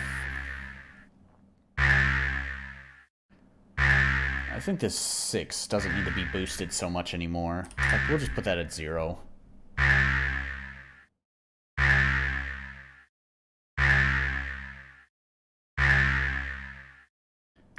Reduce the saturation some. so it might be the drive. It's clipping too hard.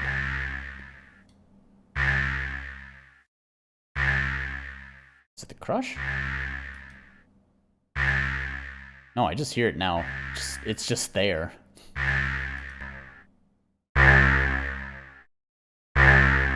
It's quite a lot louder. Oh, it is clipping here. Why is it? Oh, I turned off the wrong thing. Oops.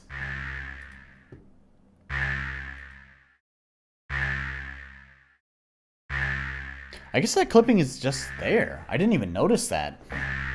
Interesting.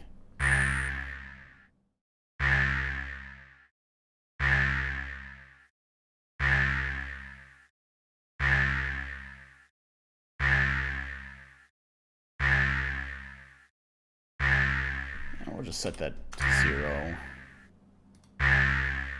-6.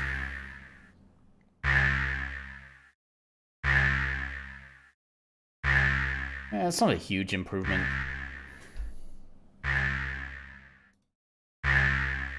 Kind of subtly add some noise back in, so it gives it a little bit more top end. That's fine. One thing that I can do is add on some reverb. Ooh, that's nice.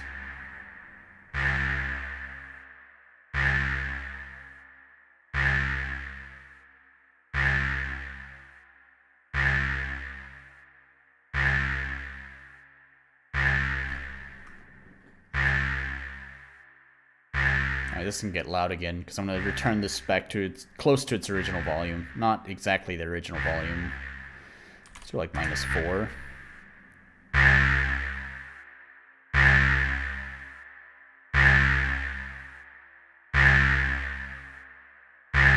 Ah, I have a wacky idea. Let's add some OTT to this. This might be intolerable.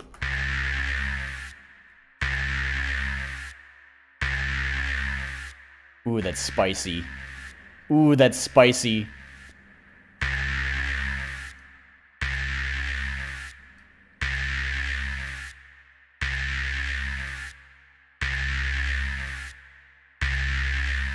Oh, that's so spicy. Ooh, I like it.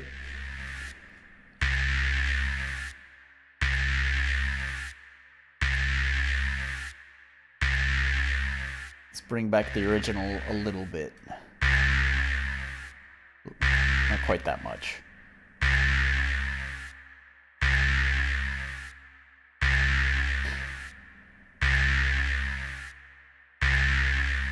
Yeah.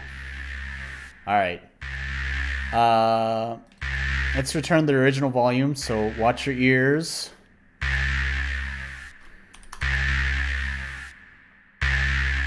Okay, never mind. It's got limited because of this.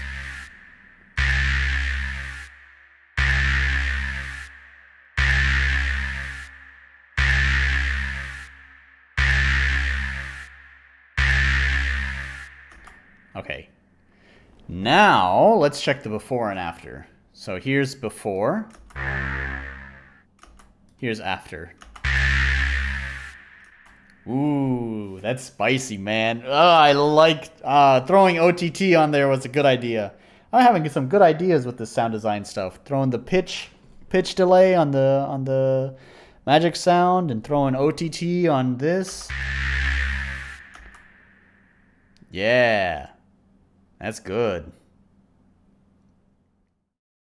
So before. Boo. Now. Yeah. That sounds ferocious.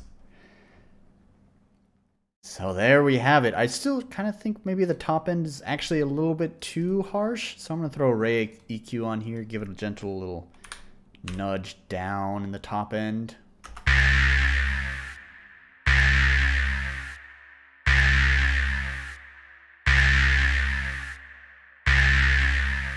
Yeah, that sounds a little bit better to me.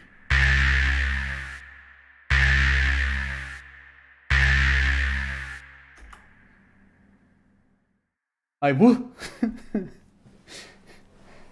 Or is that L? Oh, that L is you just.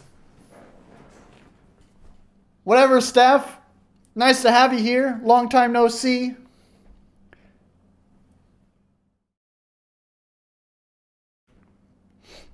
I don't know what WH means. Is that what? What hell? What hell?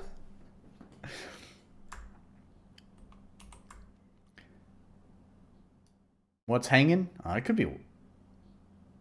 Put a Necopara meow in.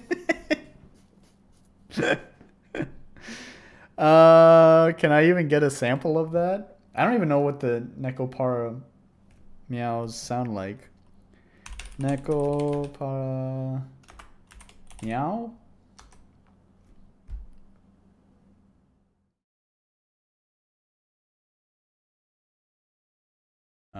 Here's from the AMV. Let me bring this over. There's nothing lewd in this, is there? Oh, wait. Oh, anime music video. That's. I was thinking of what's the. I don't even remember. It doesn't matter. Who cares? Oh god, there's a lot of weird fan videos.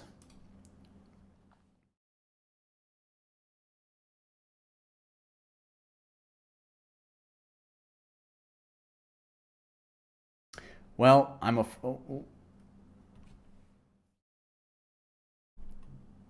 Oh, you just okay. Well, thanks for dropping by. Good to have you here. I think there's a cat sound somewhere in the RTP. It's not a Necopara meow, but it's something. I'll throw that in there for you.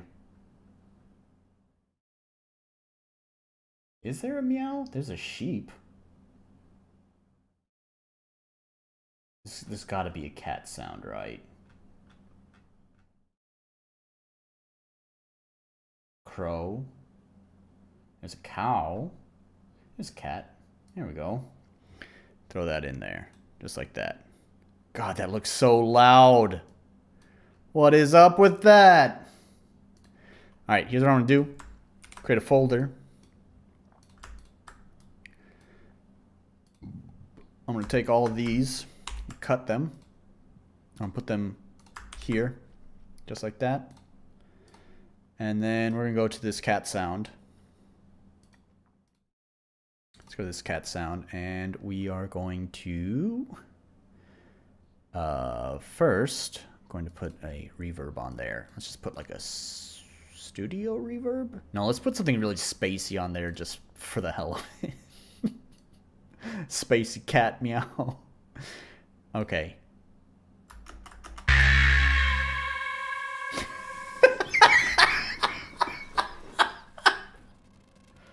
Ooh.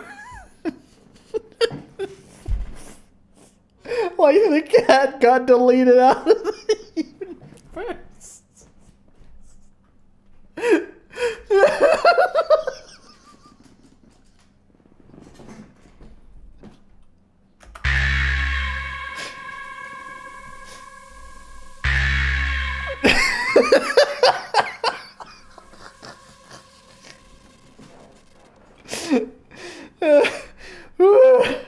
That's good. There you go.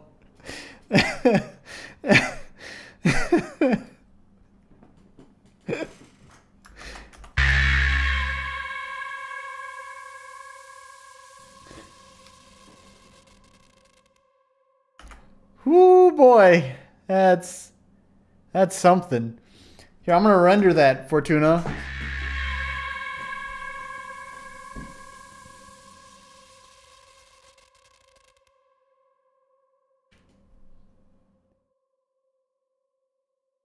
God damn, the fucking... This is what I was talking about. Spacey reverb just has such a long tail on it.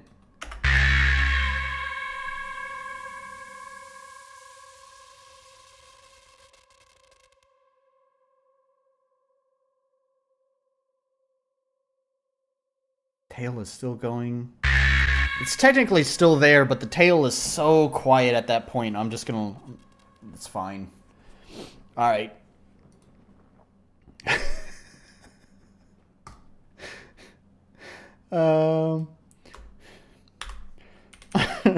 GP cat gets deleted by the universe.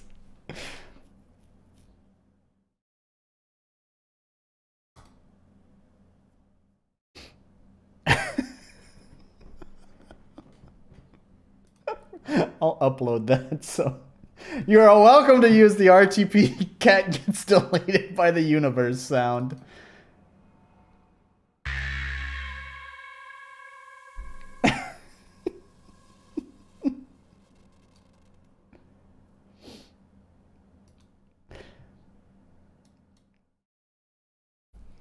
All right.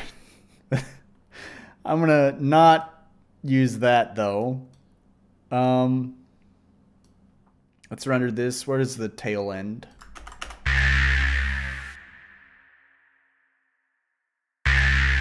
It's a little bit further than that. Maybe there.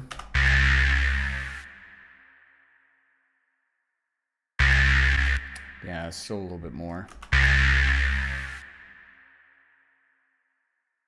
Okay.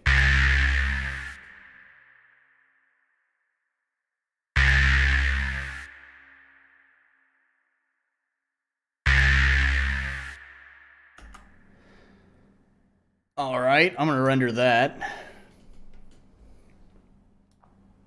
We'll just call that RTP stare.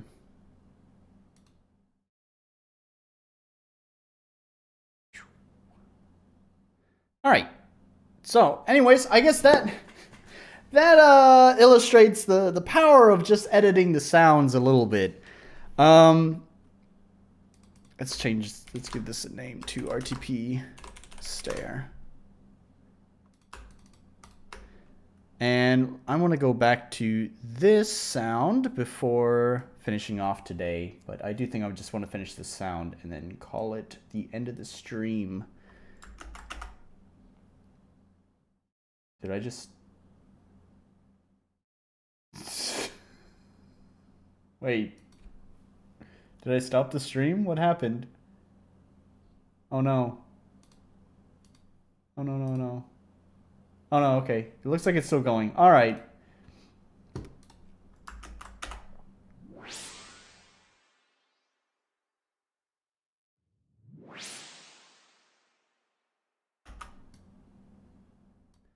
Alright. I also want to throw OTT on here, just for the hell of it. Because why not?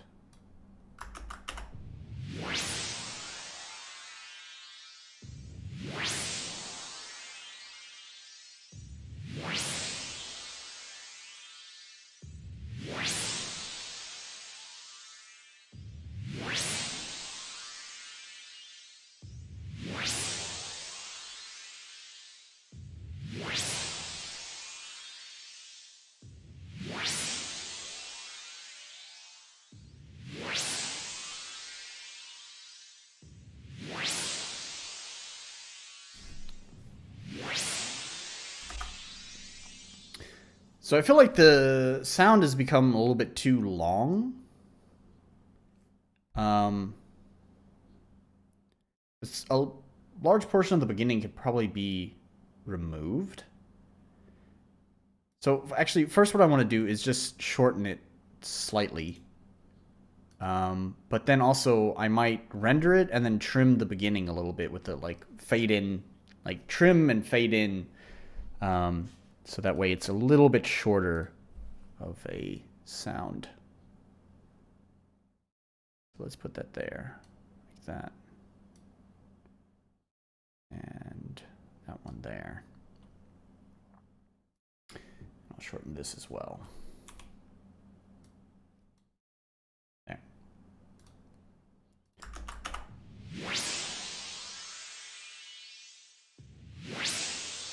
Yeah, like really the body of that sound the sweep really starts to come in right almost halfway through it. So I think if I can just trim off that beginning, I think that would be way better.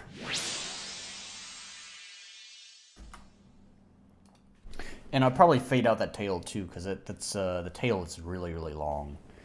So actually I might leave the reverb off for now and apply the reverb after I've done all the trimming and stuff. So one final thing I want to do before I get to that point, though, is our usual V curve. Wait, I already did that, didn't I? I did. Well, I'm going to do it again because I'm not convinced fully by it. It needs a little bit more.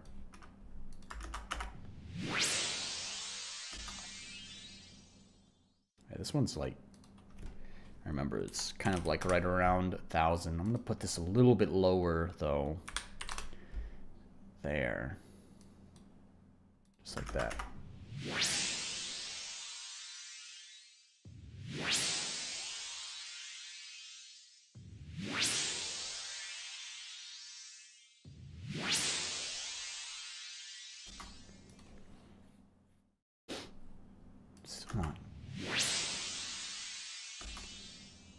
Not entirely convinced by this. Not fully happy with it, but it is what... No, I didn't mean to put that at 500. I meant 5,000. But I might just have to accept it for what it is.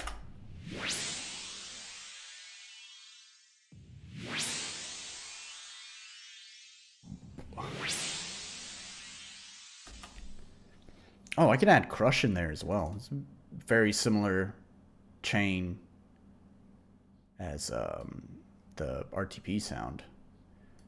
Just add some crush, some drive. No filter.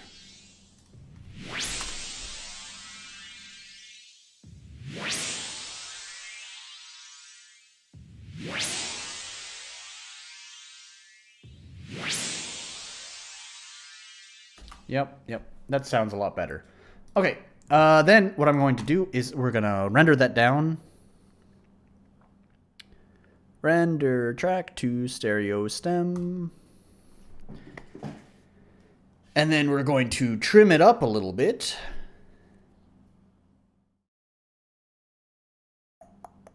Oh gosh, it's going to render the full length of the project, not the time selection.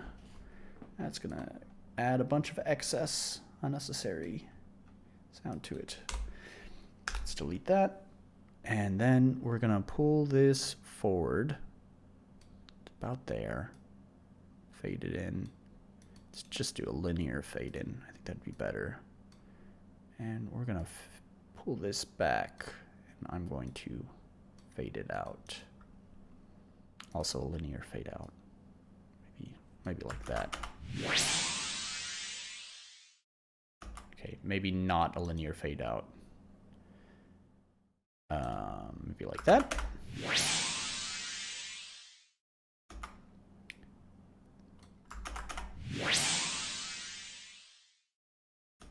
That seems a lot better. Still seems slightly too long. So I'm gonna knock that back a couple of steps. There we go. And then now we'll throw on the reverb. Just like that.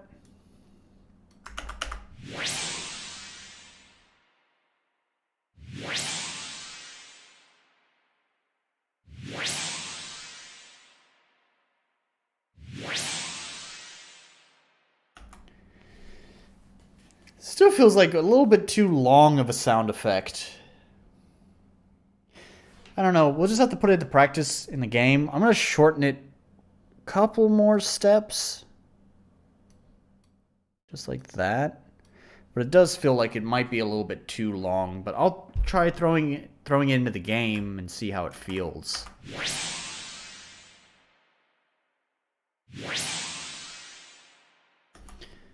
I almost feel like after, like, the little sparkles of the pitch shifter should be like more like background sound, but because I put OTT on there, they've almost become like part of the sound and not just like the tail of the sound.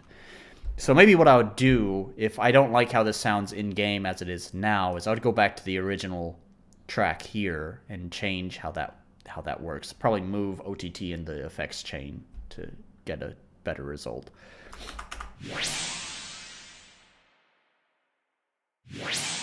But I do want to end the stream soon, so let's just go ahead and render that and see how that sounds. So the way that I like to do my naming, originally I had numbers at the end to put all the files at the top. But this got a little bit out of control, especially when I have like 150 different sounds. Obviously, everything starting at 001 just means now I have 150 sounds at the top of my list. So in hindsight, it would have been better to associate the numbers with different types of sound effects, so I could just and set those numbers by priority as well. So, like 001 would be the sound effects I reference the most throughout the game, such as I don't know, different my characters have their own like speaking sound, and because I constantly have to recall that same speaking sound over and over with the sound effects. Maybe I'd have that at the top of the list or whatever. But anyways, that's hindsight. I'm sticking with what I have set up now, so everything starts with 001. However, I did eventually later add a subcategory, so this one would be a game. No. This would be... well, see, this kind of blurs the line. So I have combat sound effects and game sound effects. Combat sound effects are... there's also UI sound effects, but anyways... what we're talking about is combat and game sound effects. So game sound effects are basically what I call like just sound effects that are unrelated to combat. Usually these are sound effects that you would hear in the world, like when you're exploring the map. So yeah, I guess this would be more of a combat sound effect. And to me, combat sound effects would be something that you would actually tie to one of the animations. In like the animation screen, and this is not being tied to that. It is only going to be used during combat, so that's why I think it should be a combat sound effects. Is it SFX? I'm pretty sure that's what it is. It might be combat SFX. No, it's SFX. Okay. So, because it's not being associated with an animation. Although I kind of did consider maybe making an animation for whenever the buff is applied.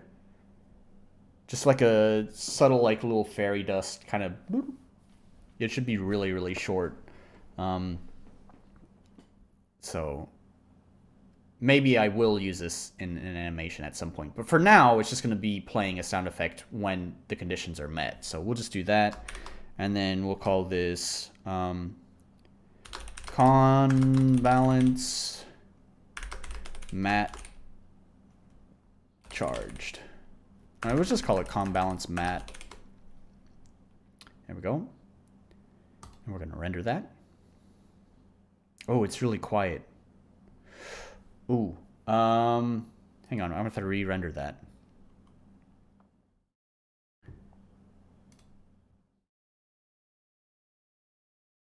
I still want it to be pretty subtle, but I think that's going to be too quiet, even if I want it to be subtle. So what I'm going to do is let's throw on... I'll just use array EQ and just bump it here. Holy shit, that hurt. That was obviously too loud. Sorry.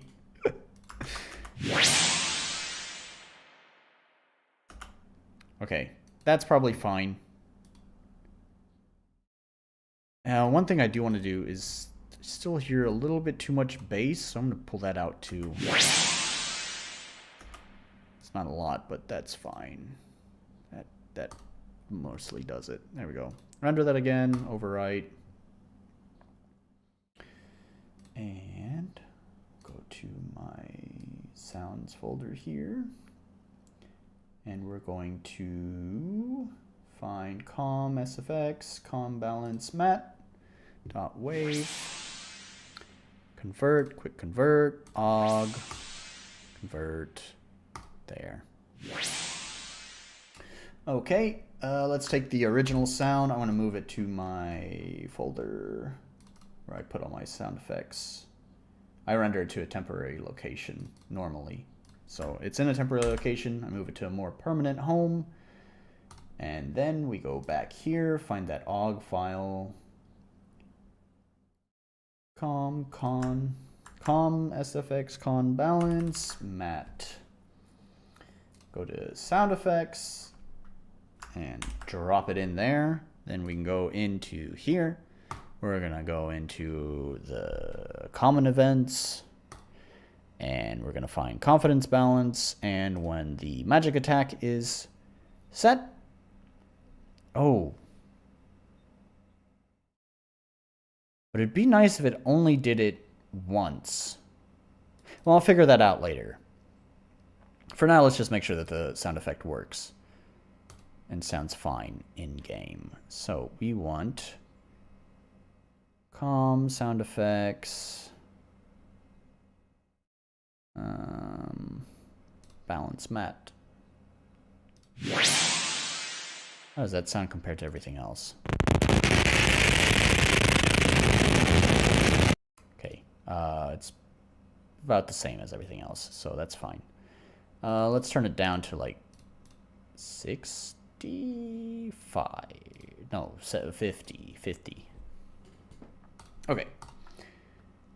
There we go. All right. Now, let's test this out.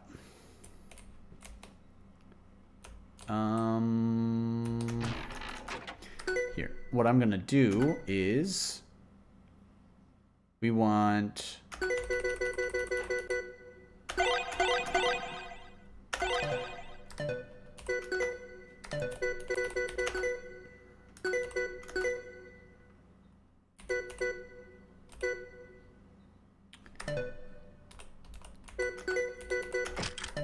there. Percentage-based restoration skills should.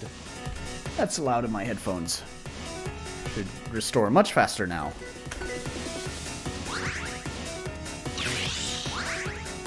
If they attack me.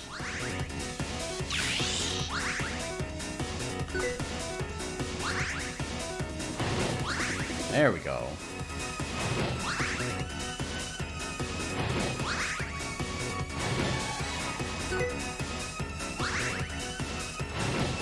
Alright, we're gonna hear it.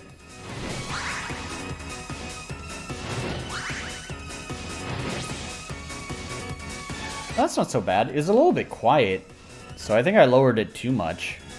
But, I mean, that's kind of how I wanted it. I want it to be pretty subtle.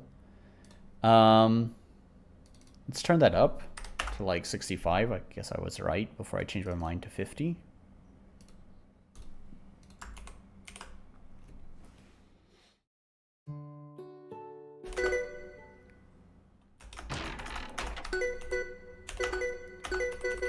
Also gonna...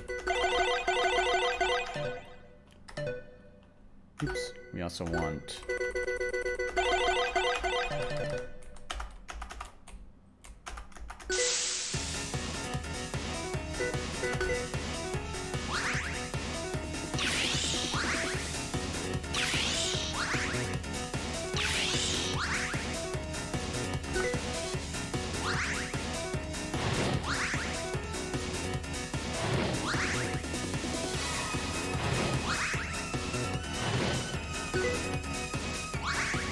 Alright, here comes the sound.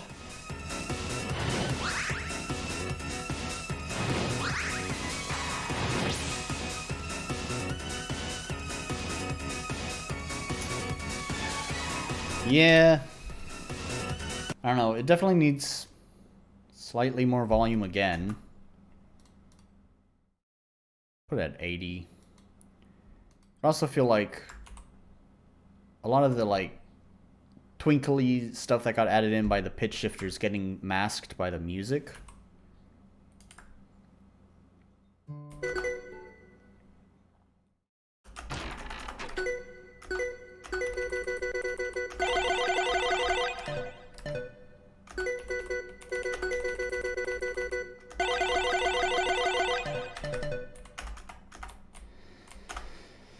So I don't know. I could either EQ it so it cuts through the mix a little bit better, or just work on improving the sound. I don't know.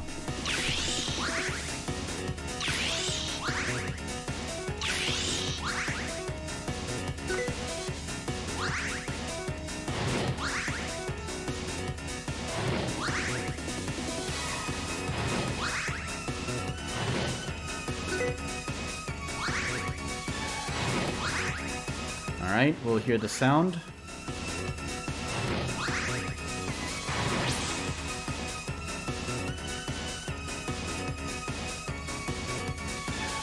Yeah, it's something I'm gonna have to work on a little bit. But at least now, this time, I was able to kind of show off the sound design process. You can see that it's not exactly quick, and there's not a lot of science behind it. It's a lot of, I wonder what that'll sound like. So, anyways, yeah, I'm going to work on this some more. But as far as the stream is concerned, I'm finished. So, yeah, I'm going to go ahead. I'm going to upload the cat getting deleted by the universe sound. And I'll put that in the description. I don't know if anyone has a use for that sound, but it is pretty funny. I'll put the wave and OGG file together. I'll just zip it up into a zip file, and you can download the zip file and have at it and do what you want with it.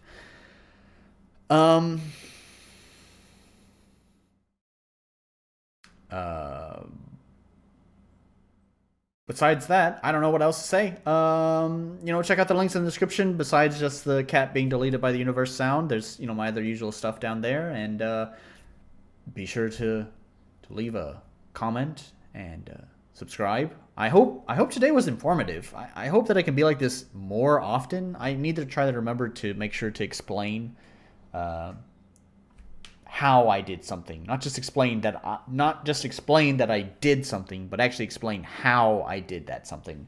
And I think that's one of the problems I have, is I have this really bad habit of just saying, hey, I did this thing, but then not explaining how I did that thing. So yeah, I'm gonna try to break that habit and try to explain things more often. I think I did that pretty well this stream. Not only did I obviously talk about the sound design stuff, but I also explained some of the new mechanics, like the statue stuff and how that was handled. I didn't really show off much of the common event, but I did explain the concept of what the common event is controlling, which is, trading off states. And then, of course, I explained the new confidence balance mechanic.